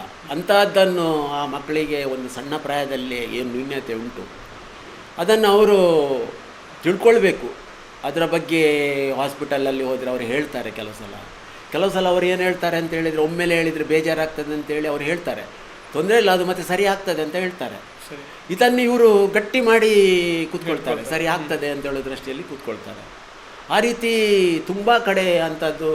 ನಮಗೆ ಕೆಲವು ಸಲ ಇಲ್ಲಿ ಫೋನ್ ಬರ್ತದೆ, ನನ್ನ ಮಗು ಒಂದು ಅಡ್ಮಿಷನ್ ಆಗಲಿಕ್ಕೆ ಉಂಟು ಅಂತೇಳಿ. ಎಷ್ಟು ವರ್ಷ? 14 ವರ್ಷ ಆಯಿತು. ಅದಕ್ಕೆ ಇಷ್ಟವರೆಗೆ ನೀವು ಇದು ಮಾಡಿದ್ರಿ ಅಂದರೆ ಸ್ವಲ್ಪ ಸಮಯ ಮನೆಯಲ್ಲೇ ಇದ್ದ, ನಾವು ಮತ್ತೆ ನಾರ್ಮಲ್ ಸ್ಕೂಲಿಗೆ ಕಳಿಸಿದ್ದೇವೆ. ಈಗ ಅವರು ಬೇಡ ಹೇಳ್ತಾರೆ. ಯಾಕೆ ಬೇಡ ಹೇಳ್ತಾರೆ? ಅಲ್ಲ, ಇನ್ನವನಿಗೆ ಇಲ್ಲಿ ನಾವು ಕಲಿಸ್ಲಿಕ್ಕೆ ಆಗೋದಿಲ್ಲ, ನೀವು ಸ್ಪೆಷಲ್ ಸ್ಕೂಲಿಗೆ ಕಳಿಸಿ ಅಂತ ಹೇಳ್ತಾರೆ. 10-14 ವರ್ಷದ ನಂತರ ಇಲ್ಲಿಗೆ ಕರ್ಕೊಂಡು ಬರ್ತಾರೆ, ನಾವು ತೆಕ್ಕೊಳ್ತೇವೆ. ಆದರೆ ಒಂದು ಏನಂತ ಹೇಳಿದರೆ, ನಾವು ಹೇಳ್ತೇವೆ, ನೀವು ಈಗ ಕರ್ಕೊಂಡು ಬರೋದಕ್ಕಿಂತ ಆ ಮಗುವನ್ನು ಪ್ರಾರಂಭದಲ್ಲೇ ಕರ್ಕೊಂಡು ಬರ್ತಿದ್ರೆ ಅವು ತುಂಬ ಇಲ್ಲಿ ಇಂಪ್ರೂವ್ಮೆಂಟ್ ಆಗ್ತಿತ್ತವ. ಈಗ ಅವನ 14 ವರ್ಷ ಅಂತ ಹೇಳಿದರೆ ಇನ್ನು ಅವ SSLC ಎಕ್ಸಾಮಿಗೆ ಕೂತ್ಕೊಳ್ಳುವಂಥ ಸಮಯ. ಕರೆಕ್ಟ್. ಇಂಥ ಸಮಯವನ್ನು ನೀವು ಇದು ಮಾಡಿದ್ದೀರಿ ಅಂತೇಳಿ ಹಾಗೆ ಕೆಲವು ಸಲ ಆಗ್ತದೆ. ಅದು ನಿಮಗೊಂದು ಸಣ್ಣ ಉದಾಹರಣೆಯನ್ನು ನಾನು ಕೊಡ್ತೇನೆ. ಇಲ್ಲಿ ಕೊರೋನಾ ಟೈಮಲ್ಲಿ ನಾವು ತಾಲೂಕಿನಲ್ಲಿ ಸರ್ವೆ ಮಾಡಿದ್ದೆವು. ನಾವು ಎಷ್ಟು ಮಕ್ಕಳು ಮನೆಯಲ್ಲೇ ಇದ್ದಾರೆ ಅಂತೇಳಿ, ಶಾಲೆಗೆ ಹೋಗದವರು. ಅಂಥ ಮಕ್ಕಳನ್ನು ನಾವು ಸರ್ವೆ ಮಾಡಿದಾಗ ಕೆಲವು ಮಕ್ಕಳೆಲ್ಲ ನಮಗೆ ಗೊತ್ತಾಯಿತು, ನಾವು ಇಲ್ಲಿ ಸೇರಿಸಿದೆವು. ಒಂದು ಇಲ್ಲೇ ಪಕ್ಕದ ರೆಂಜಾಳದಲ್ಲಿ ಒಂದು ಹುಡುಗಿ ಅತಿಥಿ ಅಂತೇಳಿ, ಅವಳು CP ಹುಡುಗಿ. ಅವಳಿಗೆ ಕೈ ಕಾಲಿನಲ್ಲಿ ಏನೂ ಬಲ ಇಲ್ಲ. ಅವಳಿಗೆ ಒಂದು ಚೇರಲ್ಲಿ ಕೂತ್ಕೊಳ್ಳಿಸ್ಬೇಕಾದ್ರೆ ಇಬ್ಬರು ಬೇಕು, ಈಗ ಎತ್ತಿ ಚೇರಲ್ಲಿ ಕೂರಿಸ್ಬೇಕು. ಕಾಲಿನಲ್ಲೂ ಬಲ ಇಲ್ಲ. ಒಂದು ಡ್ರೆಸ್ ಹಾಕಬೇಕಾದ್ರೆ 2 ಜನ ಬೇಕು. ಅಂಥ ಹುಡುಗಿ ಅವಳು. ಆದರೆ ಅವಳು ವೆರಿ ಶಾರ್ಪ್. ಅವಳು ಸಾಧಾರಣ 18 ವರ್ಷ ಮನೆಯಲ್ಲೇ ಇದ್ಲು. 18 ವರ್ಷದವರೆಗೆ ಮನೆಯಲ್ಲೇ ಇದ್ಲು. ಅವಳನ್ನು ಇಲ್ಲಿಗೆ ಕರ್ಕೊಂಡು ಬಂದರು, ಇಲ್ಲಿ ವೀಲ್ ಚೇರಲ್ಲಿ ಕರ್ಕೊಂಡು ಬಂದರು. ಅವಳ ಪರಿಸ್ಥಿತಿ ನೋಡಿದರೆ ಯಾರೂ ಅವಳನ್ನು ಹಾಸ್ಟೆಲಲ್ಲೇ ಇಟ್ಕೊಳ್ಳುವ ಪರಿಸ್ಥಿತಿ ಇಲ್ಲ. ಅಂದರೆ ಅಷ್ಟು ಇದರಲ್ಲಿ ಉಂಟು. ಅಂದರೆ ಅವಳಿಗೆ ಯಾರು ಇಲ್ಲಿ ಅಷ್ಟೆಲ್ಲ ಇದು ಮಾಡೋದಂತೇಳಿ ಅವಳ ಹತ್ರ ಕೇಳಿದ್ರು, ನನಗೆ ಕಲಿಬೇಕಂತ ಆಸೆ ಉಂಟಂತ ಹೇಳಿದ್ದು ಅವಳು. ನನಗೆ ಕಲಿಬೇಕಂತೇಳು ಆಸೆ ಉಂಟು ಅಂತೇಳಿ. ಅದಕ್ಕೆ ಅವಳು ಮಾತಾಡುವ ರೀತಿ ನೋಡಿದರೆ ಅವಳು ಎಲ್ಲಿ ಕೂಡ ಅವಳಿಗೆ ನ್ಯೂನ್ಯತೆ ಉಂಟಂತ ಕಾಣೋದಿಲ್ಲ ಮುಖದಲ್ಲಿ. ಆದರೆ ಇಡೀ ಮುಖದಿಂದ ಕೆಳಗೆ ಪೂರ್ತಿ ನ್ಯೂನ್ಯತೆ ಇದೆ ಅವಳಿಗೆ. ಅವಳಿಗೆ ನಾವು ನಮ್ಮ ಇಲ್ಲಿ ಸೇರಿಸಿ ನಮ್ಮ ಸ್ಟಾಫ್ ಎಲ್ಲ ಅವಳಿಗೆ ಒಳ್ಳೆ ರೀತಿಯಲ್ಲಿ ಇಲ್ಲಿ ಚಂದ ಮಾಡಿ ನೋಡಿದ್ದಾರೆ. ನಾವು ಏನು ಅವಳಿಗೆ 1 ರೂಪಾಯಿ ಕೂಡ ಅವಳಿಂದ ನಾವು ಇದು ಮಾಡಲಿಲ್ಲ. ಅವಳ ಕೆಪಾಸಿಟಿ ಉಂಟು ಅಂಥದ್ದನ್ನು ನೋಡಿದೆ. ಮತ್ತು ಅವರ ಮನೆಯವರು ಹೇಳಿದರು, ಅವಳು ಪೆನ್ಸಿಲಲ್ಲಿ ಆರ್ಟ್ಸ್ ಮಾಡ್ತಾಳೆ ಅಂತೇಳಿ. ಅದನ್ನೆಲ್ಲ ತರಿಸಿ ಇಲ್ಲಿ ನಾವು ಅವಳಿಗೆ ಅದಕ್ಕೆ ಸ್ವಲ್ಪ ಎನ್ಕರೇಜ್ ಮಾಡಿದೆವು, ಅದಕ್ಕೆ ಪಬ್ಲಿಸಿಟಿ ಕೊಟ್ಟೆವು. ಅದರಿಂದ ಜನ ಎಲ್ಲ ಅವಳ ಆರ್ಟ್ಸನ್ನು ಪರ್ಚೇಸ್ ಮಾಡಿದ್ರು. ಇಲ್ಲಿ ಅವಳಿಗೆ ಸುಮಾರು ಒಂದು 60-70 ಸಾವಿರ ರೂಪಾಯಿ ಅವಳಿಗೆ ದುಡ್ಡು ಸಂಗ್ರಹ ಆಯಿತು ಇಲ್ಲಿ. ಜೊತೆಯಲ್ಲಿ ಅವಳಿಗೆ SSLC ಎಕ್ಸಾಮಿಗೆ ನಾವಿಲ್ಲಿ ಅರೇಂಜ್ ಮಾಡಿದ್ದೆವು. SSLC ಎಕ್ಸಾಮ್ ಪಾಸ್ ಆದಳು ಅವಳು, ಒಳ್ಳೆ ಮಾರ್ಕ್ಸ್ ತಗೊಂಡು ಒಂದೇ ಅಟೆಂಪ್ಟಲ್ಲಿ. ಆನಂತರ ಅವಳು ITI ಮಾಡಲಿಕ್ಕೆ ಹೋದ್ಲು ಅವಳು ಮನೆಗೆ. ಇಲ್ಲಿ ಮತ್ತು ನಮಗೆ ಇಲ್ಲಿ ಮಾಡಲಿಕ್ಕೆ ಆಗ್ತಿಲ್ಲ. ITI ಆದ್ದು ಈಗ ಅವಳು ಜಾಬ್ ಮಾಡ್ತಾ ಇದ್ದಾಳೆ. ಅಂದರೆ 18 ವರ್ಷ ಮನೆಯಲ್ಲೇ ಇದ್ದಂಥ ಹುಡುಗಿ ಅವಳು ಬಹುಶಃ ಇಲ್ಲಿಗೆ ಬರದಿದ್ದರೆ ಅವಳಿಗೆ ಇದೊಂದು ಆಪರ್ಚುನಿಟಿ ಸಿಗ್ತಿರಲಿಲ್ಲ ಅಂತ ಹೇಳೋದು ನಾನು. ಆ ದೃಷ್ಟಿಯಲ್ಲಿ ಜನರಿಗೆ ಜನಜಾಗೃತಿ ಖಂಡಿತ ಆಗಬೇಕು ಇದರಲ್ಲಿ. ಮತ್ತು ಸಾಮಾನ್ಯ ಜ್ಞಾನ, ಕೆಲವು ಜನ ಏನು ಮಾಡ್ತಾರೆ ಅಂತೇಳಿದರೆ ಮಕ್ಕಳನ್ನು ಹೊರಗೆ ತರಲಿಕ್ಕೆ ಹೆದರ್ತಾರೆ, ಬೇಡ ಅಂಥೇಳಿ. ಆ ರೀತಿ ಕೂಡ ಆಗಬಾರ್ದು. ಅದರಲ್ಲಿ ಮಕ್ಕಳನ್ನು ಹೊರಗೆ ಫೋಕಸ್ ಮಾಡಬೇಕು ಅಂತೇಳಿ ನಾನು ಹೇಳೋದು. ಸಮಾಜಕ್ಕೆ ಹೆದರುವಂಥ ಒಂದು ಇದಾಗ್ತದೆ. ಸಮಾಜದಲ್ಲಿ ಏನು ಹೇಳ್ತಾರೆ, ಈ ಮಗುವನ್ನು ನೋಡಿಕೊಂಡು ಏನು ಹೇಳ್ತಾರಂತ ಹೇಳುವಂಥ ಪ್ರಶ್ನೆ ತುಂಬ ಪೇರೆಂಟ್ಸ್ಗಳಿಗಿದೆ. ಆದರೆ ಪೇರೆಂಟ್ಸ್ ಅವರು ಅರ್ಥ ಮಾಡ್ಕೊಳ್ಳೋದಿಲ್ಲ. ಏನಂತ ಹೇಳಿದರೆ, ಇವರು 14 ವರ್ಷ 15 ವರ್ಷದ ಆ ಪ್ರಾಯದಲ್ಲಿ ಈ ಸ್ಪೆಷಲ್ ಸ್ಕೂಲಿಗೆ ಕರ್ಕೊಂಡು ಬಂದ್ರಂತ ಹೇಳಿದರೆ ಹಲವಾರು ರೀತಿಯಲ್ಲಿ ಚೇಂಜಸ್ಗಳು ಮಾಡ್ಲಿಕ್ಕೆ ಆಗೋದಿಲ್ಲ. ಅಲ್ಲಿ ಅಟ್ಲೀಸ್ಟ್ ಒಂದು ಸಮಯದಲ್ಲಿ ಆ ಮಗುವನ್ನು ಕರ್ಕೊಂಡು ಬಂತಂತ ಹೇಳಿದರೆ ಅವರಿಗೆ ಒಂದು ಟ್ರೈನಿಂಗ್ ಕೊಡುವಂಥದ್ದಾಗಿರ್ಬೋದು, ತುಂಬ ಚೇಂಜಸ್ಗಳು ಮಾಡ್ಲಿಕ್ಕೆ ಆಗ್ತದೆ. 15 ವರ್ಷದ ಮೇಲೆ ಬಂದ್ರಂತ ಹೇಳಿದರೆ ಪೇರೆಂಟ್ಸ್ಗಳಿಗೆ ಇನ್ನೂ ಸಹ ಕಷ್ಟ ಜಾಸ್ತಿ. ಅದನ್ನು ಬಿಟ್ಟು ಕಮ್ಮಿ ಆಗೋದಿಲ್ಲ ಅಂತ ಹೇಳುವಂಥದ್ದು ಪೇರೆಂಟ್ಸ್ ತಿಳ್ಕೊಂಡು, ಐ ಥಿಂಕ್ ಸರ್ ಅದನ್ನೇ ಹೇಳಲಿಕ್ಕೆ ಇಷ್ಟಪಡೋದು ಕಾಣ್ತದೆ. ಆದಷ್ಟು ಅರ್ಲಿ ಇಂಟರ್ವೆನ್ಷನ್ ಆಗಬೇಕು ಎಲ್ಲ ವಿಚಾರಗಳಲ್ಲೂ ಸಹ. ಈಗ IDL ಆಗಿರ್ಬೋದು, ಆಟಿಸಮ್ ಆಗಿರ್ಬೋದು, ಇವನ್ CP ಆಗಿರ್ಬೋದು, ಎಲ್ಲ ವಿಚಾರಗಳಲ್ಲೂ ಸಹ ಒಂದು ಅರ್ಲಿ ಐಡೆಂಟಿಫಿಕೇಷನ್ ಆಗಿ ಇಂತಹ ಸ್ಪೆಷಲ್ ಸ್ಕೂಲ್ಸ್ಗಳಿಗಾಗಿರ್ಬೋದು, ಇಲ್ಲ ಥೆರಪಿಸ್ಟ್ಗಳ ಹತ್ರ ಹೋಗುವಂಥದ್ದಾಗಿರ್ಬೋದು, ಈ ಮಕ್ಕಳನ್ನು ಕರ್ಕೊಂಡು ಹೋದ್ರಂತ ಹೇಳಿದರೆ, ಇವನ್ ಆ ಪೇರೆಂಟ್ಸ್ಗಳು ಅದರ ಬಗ್ಗೆ ಇನ್ಫಾರ್ಮೇಷನ್ಸ್ ಜಾಸ್ತಿ ತಿಳ್ಕೊಂಡ್ರಂತ ಹೇಳಿದರೆ, ಇವನ್ ಇಂತಹ ಕಾರ್ಯಕ್ರಮಗಳನ್ನು ಮಾಡುವಂಥದ್ದು ಅದೇ ಉದ್ದೇಶಕ್ಕೋಸ್ಕರ. ಏನಂತ ಹೇಳಿದರೆ, ಕೇವಲ ನಾವು ಕೆಲವು ಸಲ ಅವೇರ್ನೆಸ್ ಪ್ರೋಗ್ರಾಮ್ಸ್ಗಳನ್ನು ಮಾಡಿದಾಗ ಒಂದಷ್ಟು ಜನರಿಗೆ ರೀಚ್ ಆಗ್ತದೆ. ಅದೇ ಈ ಒಂದು ಇಂಥ ಒಂದು ಸೋಷಲ್ ಮೀಡಿಯಾ ಆಗಿರ್ಬೋದು, ಇಲ್ಲ TV ಆಗಿರ್ಬೋದು, ಇಂತಹ ಪ್ರೋಗ್ರಾಮ್ಸ್ಗಳನ್ನು ಹಲವಾರು ಜನ ನೋಡ್ತಾರೆ, ಸಾವಿರಾರು ಜನ ನೋಡ್ತಾರೆ. ಇದರಿಂದ ಇನ್ನಷ್ಟು ಜನರಿಗೆ ಇದ್ರ ಬಗ್ಗೆ ಅರಿವು ಮೂಡಿಸ್ತದೆ ಅಂತ ಹೇಳುವಂಥ ಕಾರಣದಿಂದಾಗಿ ಇಂತಹ ಕಾರ್ಯಕ್ರಮವನ್ನು ನಾವು ಮಾಡ್ತಾ ಇರುವಂಥದ್ದು ಸರ್. ಒಂದು ಕೊನೆಯದಾಗಿ ಕೇಳಬೇಕಂತ ಹೇಳಿದರೆ, ನೀವು ಅನುಭವಿಸ್ತಿರುವಂತಹ ಅಂದರೆ ನೀವು ಈಗ ಸವಾಲುಗಳನ್ನು ನೀವು ಏನು ಹೇಳಲಿಕ್ಕೆ ಇಷ್ಟಪಡ್ತೀರಿ ಸರ್? ಈಗ ಸವಾಲುಗಳಾಗಿರ್ಬೋದು, ಸಮಸ್ಯೆಗಳನ್ನಾಗಿರ್ಬೋದು, ಇಷ್ಟೆಲ್ಲ ಆಯಿತು ಈಗ ಇಲ್ಲಿ ತನಕ ಒಂದು ನಿಮ್ಮ ಯಶಸ್ಸನ್ನು ಹೇಳಿದ್ರಿ, ನಿಮ್ಮ ಉದ್ದೇಶವನ್ನು ಹೇಳಿದ್ರಿ. ಈಗ ನೀವು ಕೊನೆಯದಾಗಿ ಹೇಳಬೇಕಾಗಿರುವಂಥದ್ದು, ನೀವು ಅನುಭವಿಸ್ತಿರುವಂಥ ಸಮಸ್ಯೆಗಳು ಏನೇನು, ಅದೇ ರೀತಿ ನೀವು ಸಮಾಜಕ್ಕೆ ಏನು ಹೇಳಲಿಕ್ಕೆ ಬಯಸ್ತೀರಿ, ಅದು ಎರಡನ್ನೂ ಒಂದು ಕಂಪಲ್ ಆಗಿ ಹೇಳಿದ್ರಿ ಅಂತ ಹೇಳಿದರೆ ಒಂದು ಒಳ್ಳೆಯದಾಗ್ತದೆ ಸರ್. ಸಂಸ್ಥೆಗಳನ್ನು ಅಥವಾ ಸೇವಾ ಕಾರ್ಯಗಳನ್ನು ನಡೆಸುವಾಗ ನೀವು ಹೇಳಿದ ಹಾಗೆ ಸವಾಲುಗಳು ಬಂದೇ ಬರ್ತದೆ. ಸವಾಲುಗಳನ್ನು ಮೆಟ್ಟಿ ನಿಂತು ನಾವು ಮುಂದೆ ಹೋಗುವುದು ನಮ್ಮ ಕರ್ತವ್ಯ. ಯಾವುದೇ ಇದರಲ್ಲೂ ಬರ್ತದೆ, ಪ್ರವಾಹ ಬರ್ತದೆ. ಪ್ರವಾಹದ ಒಟ್ಟಿಗೆ ಹೋಗಲಿಕ್ಕೆ ಸುಲಭ, ಆದರೆ ಪ್ರವಾಹದ ವಿರುದ್ಧ ದಿಕ್ಕಿನಲ್ಲಿ ಕೆಲವು ಸಲ ಹೋಗಬೇಕಾಗ್ತದೆ ನಮಗೆ ನಮ್ಮ ದೃಷ್ಟಿಯಲ್ಲಿ ಕೆಲಸ ಮಾಡುವಾಗ. ಅಂಥದ್ದು ಸಾಮಾನ್ಯವಾಗಿ ಇದ್ದೇ ಇರ್ತದೆ. ವಿಶೇಷವಾಗಿ ನಮಗೆ ಕೆಲವು ಸಲ ಏನಾಗ್ತದೆ, ಇಂಥ ಮಕ್ಕಳ ಒಂದು ರಕ್ಷಣೆ ದೃಷ್ಟಿಯಲ್ಲಿ ನಾವು ತುಂಬ ಜಾಗ್ರತೆ ವಹಿಸ್ತೇವೆ. ಕೆಲವು ಸಲ ಆದರೆ ನಮಗೆ ಏನು ಅಂತ ಸಮಸ್ಯೆ ಬರಲಿಲ್ಲ. ಈಗ ಹಾಸ್ಟೆಲಲ್ಲಿ ಮಕ್ಕಳಿರ್ತಾರೆ, ಸಡನ್ನ ರಾತ್ರಿ ಅವರಿಗೆ ಹುಷಾರಿರೋದಿಲ್ಲ, ಒಮ್ಮೆಲೆ ಏನೋ ಒಂದು ಇದಾಗ್ತದೆ, ವಾಮಿಟಿಂಗ್ ಆಗ್ತದೆ, ಹೊಟ್ಟೆ ನೋವು ಆಗ್ತದೆ. ಅಂಥ ಸಮಯದಲ್ಲಿ ನಮಗೆ ನಾವೊಂದು ದೃಢ ನಿರ್ಣಯ ತಗೊಳ್ಬೇಕಾಗ್ತದೆ. ಯಾಕಂತೇಳಿದರೆ ಮಗುವಿಗೆ ನಾವು ಹಾಸ್ಪಿಟಲಿಗೆ ಕರ್ಕೊಂಡು ಹೋಗ್ತೇವೆ, ಅಲ್ಲಿ ಟ್ರೀಟ್ಮೆಂಟ್ ಕೊಡ್ತೇವೆ, ಎಲ್ಲ ಮಾಡ್ತೇವೆ. ಒಳ್ಳೆಯ ರೀತಿಯಲ್ಲಿ ಅದು ನಡೆಯುವವರೆಗೆ ಅದು ಸರಿ ಇರ್ತದೆ. ಈಗಿನ ಇದರಲ್ಲಿ ಏನಾದರೂ ಸ್ವಲ್ಪ ಇದಾದರೆ ಭಾಳ ಅದು ಏನೋ ಇದಾಗ್ತದೆ. ಅಂಥ ದೃಷ್ಟಿಯಲ್ಲಿ ಅದೆಲ್ಲ ನಮಗೊಂದು ದೊಡ್ಡ ಸವಾಲುಗಳು ಅಂಥೇಳಿ ನಾನು ಎಣಿಸ್ತೇನೆ. ನಾವು ಪೇರೆಂಟ್ಸಿಗೆಲ್ಲ ಹೇಳ್ತೇವೆ, ನಾವು ಏನಾದರೂ ಮಗುವಿಗೆ ಸ್ವಲ್ಪ ತೊಂದರೆ ಆದರೆ ನಾವು ಇಮಿಡಿಯೇಟಾಗಿ ಹಾಸ್ಪಿಟಲಿಗೆ ಕರ್ಕೊಂಡು ಹೋಗ್ತೇವೆ. ಈಗ ನಾನು ತುಂಬ ಸಲ ರಾತ್ರಿ ಬಂದಿದ್ದೇನೆ ಇಲ್ಲಿ ಕಾರ್ ತಗೊಂಡು, ಅಂದರೆ ಕರ್ಕೊಂಡೋಗಿ ಒಮ್ಮೆ ಇಲ್ಲಿ ನಮಗೆ ರೋಟರಿ ಹಾಸ್ಪಿಟಲಲ್ಲಿ ನಾವು ಅಡ್ಮಿಟ್ ಮಾಡ್ತೇವೆ. ಮತ್ತು ಅಗತ್ಯ ಇದ್ದರೆ ನಾವು ಹೇಳ್ತೇವೆ, ಆಗ ನೀವು ಬರಬೇಕು ಅಂತೇಳಿ. ಆ ದೃಷ್ಟಿಯಲ್ಲಿ ಅದು ಎಲ್ಲ ಭಾಳ ನಾಜೂಕಾಗಿ ಮಾಡುವಂಥ ಕೆಲಸ ಅದು. ಎರಡನೇದ್ದು ವಾಹನಗಳನ್ನು ನಾವು ಕಳಿಸ್ತೇವೆ. ನಾವು ವಾಹನಗಳನ್ನೆಲ್ಲ ಈಗ ನಾರ್ಮಲ್ ಸ್ಕೂಲಿನ ವೆಹಿಕಲ್ ಅಂತೇಳಿದರೆ ಏನಿರ್ತದೆ, ಅದು ಮೇನ್ ರೋಡಲ್ಲಿ ಹೋಗ್ತದೆ ಬರ್ತದೆ. ಇದು ಹಾಗೆ ಅಲ್ಲ, ನಮ್ಮದು ಒಳಗಿನ ರೋಡಲ್ಲಿ ಮನೆ ಹತ್ತಿರ ಹೋಗಬೇಕಾಗ್ತದೆ. ಅಲ್ಲಿ ಹೋಗಿ ಮಕ್ಕಳನ್ನು ಇದು ಮಾಡಿ ಕರ್ಕೊಂಡು ಬರಬೇಕು, ಭಾಳ ಜಾಗ್ರತೆ ವಹಿಸಬೇಕಾಗ್ತದೆ ಆ ಮಕ್ಕಳಿಗೆ. ಅಂಥದ್ದು ಕೆಲವು ಕೂಡ ಅದರ ಬಗ್ಗೆ ನಾವು ಸ್ಪೆಷಲ್ ಕೇರ್ ತಗೊಳ್ಬೇಕಾಗ್ತದೆ. ಮೂರನೇದ್ದು ನಮಗೆ ಆರ್ಥಿಕ ಸಹಕಾರ ನೀಡುವಲ್ಲಿ ಅದೊಂದು ನಾವು ಪ್ರಯತ್ನ ಮಾಡಬೇಕು. ನಾನೀಗ ಹೇಳಿದ ದಾನಿಗಳು ಕೊಡ್ತಾರೆ ಅಂತೇಳಿದರೆ ನಾವು ಸುಮ್ಮನೆ ಕೂತ್ರೆ ಹಾಗೆ ಇದಾಗೋದಿಲ್ಲ. ನಾವು ನಮ್ಮ ನಿರಂತರವಾಗಿ ನಾವು ಅವರನ್ನು ಸಂಪರ್ಕದಲ್ಲಿ ಇಟ್ಕೊಳ್ಬೇಕು. ಅವರಿಗೆ ನಮ್ಮ ಕಾರ್ಯಚಟುವಟಿಕೆಗಳನ್ನು ನಾವು ಅವರಿಗೆ ವಿವರಿಸಬೇಕು. ಅದರ ಜೊತೆಯಲ್ಲಿ ಅವರು ಬಂದಾಗ ನಾವು ಒಳ್ಳೆ ರೀತಿಯಲ್ಲಿ ಅವರನ್ನು ವ್ಯವಹರಿಸಬೇಕು. ಈ ರೀತಿಯಾಗಿ ಇದಿರ್ತದೆ. ಅದು ಕೂಡ ಒಂದು ರೀತಿಯಲ್ಲಿ ಸಂಪನ್ಮೂಲ ಸಂಗ್ರಹ ಕೂಡ ಒಂದು ಸವಾಲೇ ಇರ್ತದೆ. ಅದು ಇದೆಲ್ಲವನ್ನು ನಾವು ಪ್ರಾಮಾಣಿಕತೆಯಿಂದ ಒಳ್ಳೆ ರೀತಿಯಲ್ಲಿ ಮಾಡಿದರೆ ಅದು ಇದಾಗ್ತದೆ. ಸರ್ಕಾರದ ವತಿಯಿಂದ ಹೇಳೋದಾದರೆ ಈಗಿನ ನಮಗೆ ಏನು ಅನುದಾನ ಬರ್ತಾ ಇದೆ, ಅಂಥ ಅನುದಾನಕ್ಕೇನು ನಮಗೆ ಅಂಥ ತೊಂದರೆ ಏನಿಲ್ಲ. ಒಂದು ನಮ್ಮದೇನೆಂದರೆ ಎಲ್ಲ ನಮ್ಮ ರೆಕಾರ್ಡ್ಸ್ ಇರ್ಬೋದು, ಮಕ್ಕಳು ಇರ್ಬೋದು, ಆನ್ ರೆಕಾರ್ಡ್ ಸರಿ ಇದೆ ನಮ್ಮದು. ಅಂಥದ್ದಕ್ಕೆ ನಮಗೆ ಜಿಲ್ಲಾ ಇದು ವಿಕಲಚೇತನರ ಅಧಿಕಾರಿ ಇರ್ಬೋದು, ಕೇಂದ್ರ ಬೆಂಗಳೂರಿನ ಆಫೀಸ್ ಇರ್ಬೋದು, ನಮಗೆ ಒಳ್ಳೆಯ ರೀತಿಯಲ್ಲೇ ಆರ್ಥಿಕ ಸಹಕಾರವನ್ನು ಅನುದಾನವನ್ನು ಕೊಡ್ತಾರೆ. ಆದರೆ ಕೆಲವು ಸಲ ನಾವೀಗ ಹಾಸ್ಟೆಲ್ಗೆ ನಮಗೆ ಯಾವುದೇ ಅನುದಾನ ಇಲ್ಲ. ಅಂಥ ಅನುದಾನಕ್ಕೆ ನಾವು ಇದರ ಹಿಂದೆ ಒಂದು 3-4 ವರ್ಷದ ಹಿಂದೆ ಒಮ್ಮೆ ನಾವು ಕಳಿಸಿದ್ದೆವು.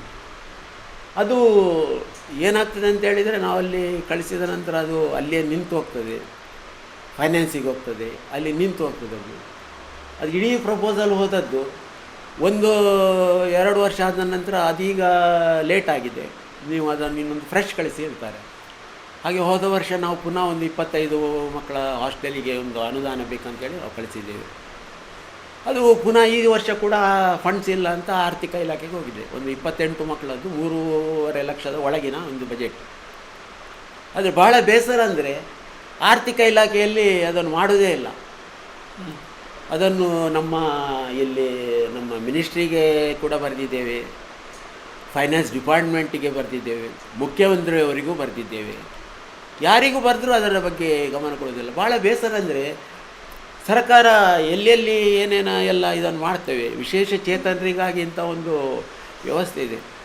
ಒಂದು 3.5 ಲಕ್ಷ ರೂಪಾಯಿ ಒಂದು ಹಾಸ್ಟೆಲಿನ ಮಕ್ಕಳಿಗೆ, ಈಗ 28 ಮಕ್ಕಳಿಗೆ ಅದನ್ನು ಇದು ಮಾಡಿದರೆ ನಮಗೂ ಇಲ್ಲಿ ಇನ್ನೂ ಹೆಚ್ಚಿನ ಮಕ್ಕಳನ್ನು ಇಲ್ಲೇ ವ್ಯವಸ್ಥೆ ಮಾಡಲಿಕ್ಕೆ ಆಗ್ತದೆ. ಈ ವರ್ಷ ನೋಡಿ ಈಗ 35 ದಾಟಿದೆ ಈಗಲೇ. ಈ ರೀತಿ ನಾವು ಹೇಳೋದು ಏನಂತ ಹೇಳಿದರೆ ಸರ್ಕಾರ ಇಂಥ ಒಂದು ಇದಕ್ಕೆ ನೋಡಿ ಅದನ್ನು ಇದು ಮಾಡಬೇಕು ಅಂತ ಕೇಳೋದು. ಒಂದು 3.5 ಲಕ್ಷ ಬಜೆಟ್ ಇಲ್ಲ ಹೇಳಿದರೆ ಒಂದು ರಾಜ್ಯ ಸರ್ಕಾರಕ್ಕೆ ನಾವು ಏನು ಹೇಳಲಿಕ್ಕಾಗ್ತದೆ ಅಂತ. ಇದನ್ನು ಆರ್ಥಿಕ ಇಲಾಖೆ ಇರ್ಬೋದು, ರಾಜ್ಯ ಸರ್ಕಾರ ಇರ್ಬೋದು, ಇಂಥದ್ದನ್ನು ಗಮನ ಕೊಡಬೇಕಂತ ಹೇಳೋದು. ಅವರವ್ರದ್ದೇ ಬ್ಯುಸಿ ಇರ್ಬೋದು, ಇದು ಸಣ್ಣ ಮೊತ್ತ ಅಂತೇಳಿ, ಆದರೂ ನಮ್ಮ ಒಂದು ಮನವಿ ಅದನ್ನು ಮಾಡಬೇಕಂತೇಳಿ. ಇಂಥ ಶಾಲೆಗಳಿಗೆ ಸರ್ಕಾರದಿಂದಲೂ ಸಹ ಸಪೋರ್ಟ್ ಸಿಗಬೇಕು ಅಂತ ಹೇಳುವಂಥದ್ದು, ಇವನ್ ನಮ್ಮ ಇಚ್ಛೆಯೂ ಸಹ ಸಿಗ್ತದಂತ ಹೇಳುವಂತಹ ನಂಬಿಕೆಯ ಮೇಲೆ ನಾವು ಮುಂದುವರಿಯುವಂಥದ್ದು ಅಷ್ಟೇ. ಸೊ ಇಷ್ಟೊತ್ತುಗಳ ಕಾಲ ನಮ್ಮ ಜೊತೆ ರಘುನಾಥ್ ಶೆಟ್ಟಿ, ನಮ್ಮ ಕರೆಸ್ಪಾಂಡೆಂಟ್ ಚೇತನ ಸ್ಪೆಷಲ್ ಸ್ಕೂಲ್, ನಮ್ಮ ಜೊತೆ ಇಷ್ಟೊತ್ತು ಮಾತಾಡಿದ್ದೀರಿ. ಹಲವಾರು ವಿಚಾರಗಳನ್ನು ನೀವು ಹಂಚಿಕೊಂಡಿದ್ದೀರಿ. ತುಂಬ ಖುಷಿಯಾಗಿದೆ ಸರ್ ನಿಮ್ಮ ಹತ್ರ ಮಾತಾಡಿಕೊಂಡು. ಹೃದಯಪೂರ್ವಕ ಧನ್ಯವಾದಗಳು. ಧನ್ಯವಾದಗಳು ಸರ್. ನೀವು ಇಲ್ಲಿ ಬಂದು ನಮ್ಮನ್ನು ಇಲ್ಲಿ ಬಂದು ನಮ್ಮ ಸಂಸ್ಥೆಯನ್ನು ವೀಕ್ಷಣೆ ಮಾಡಿದ್ರಿ, ಇಂಥ ಅನುಭವಗಳನ್ನು ಹಂಚಿಕೊಂಡ್ರಿ. ನಮಗೂ ನಿಮ್ಮಿಂದ ಭಾಳಷ್ಟು ಇದರಿಂದ ಮಾಹಿತಿ ಸಿಕ್ಕಿದೆ. ಸಾಕಾಗಿ ಧನ್ಯವಾದಗಳು. ಯು ಚಾನಲ್ ಮತ್ತು ಆಟಿಸಮ್ ಸೊಸೈಟಿ ಆಫ್ ಉಡುಪಿ ಸ್ವಲೀನತೆ ಹರಿವಿನ ಹರಿವು ಕಾರ್ಯಕ್ರಮದಲ್ಲಿ ಕೊನೆಯ ಹಂತದಲ್ಲಿ ಇರುವಂಥದ್ದು. ಈ ಸಂಚಿಕೆಯಲ್ಲಿ ಚೇತನ ಸ್ಪೆಷಲ್ ಸ್ಕೂಲ್ನ ಈ ಶಾಲೆಯ ವಿಶೇಷತೆಯನ್ನಾಗಿರ್ಬೋದು, ಇಲ್ಲಿರುವಂತಹ ಸಂಸ್ಥೆಯ ವಿವರಣೆಗಳನ್ನು ನಾವು ನೋಡಿದ್ದೇವೆ. ಇನ್ನೊಂದು ಸಂಚಿಕೆಯಲ್ಲಿ ಇನ್ನೊಂದು ವಿಶೇಷ ಶಾಲೆಯ ಜೊತೆ ನಾನು ಸೇರ್ತೇನೆ ಅಂತ ಹೇಳ್ತಾ ಈ ಕಾರ್ಯಕ್ರಮವನ್ನು ಇಲ್ಲಿಗೆ ಮುಗಿಸ್ತಾ ಇದ್ದೇನೆ. ಧನ್ಯವಾದಗಳು.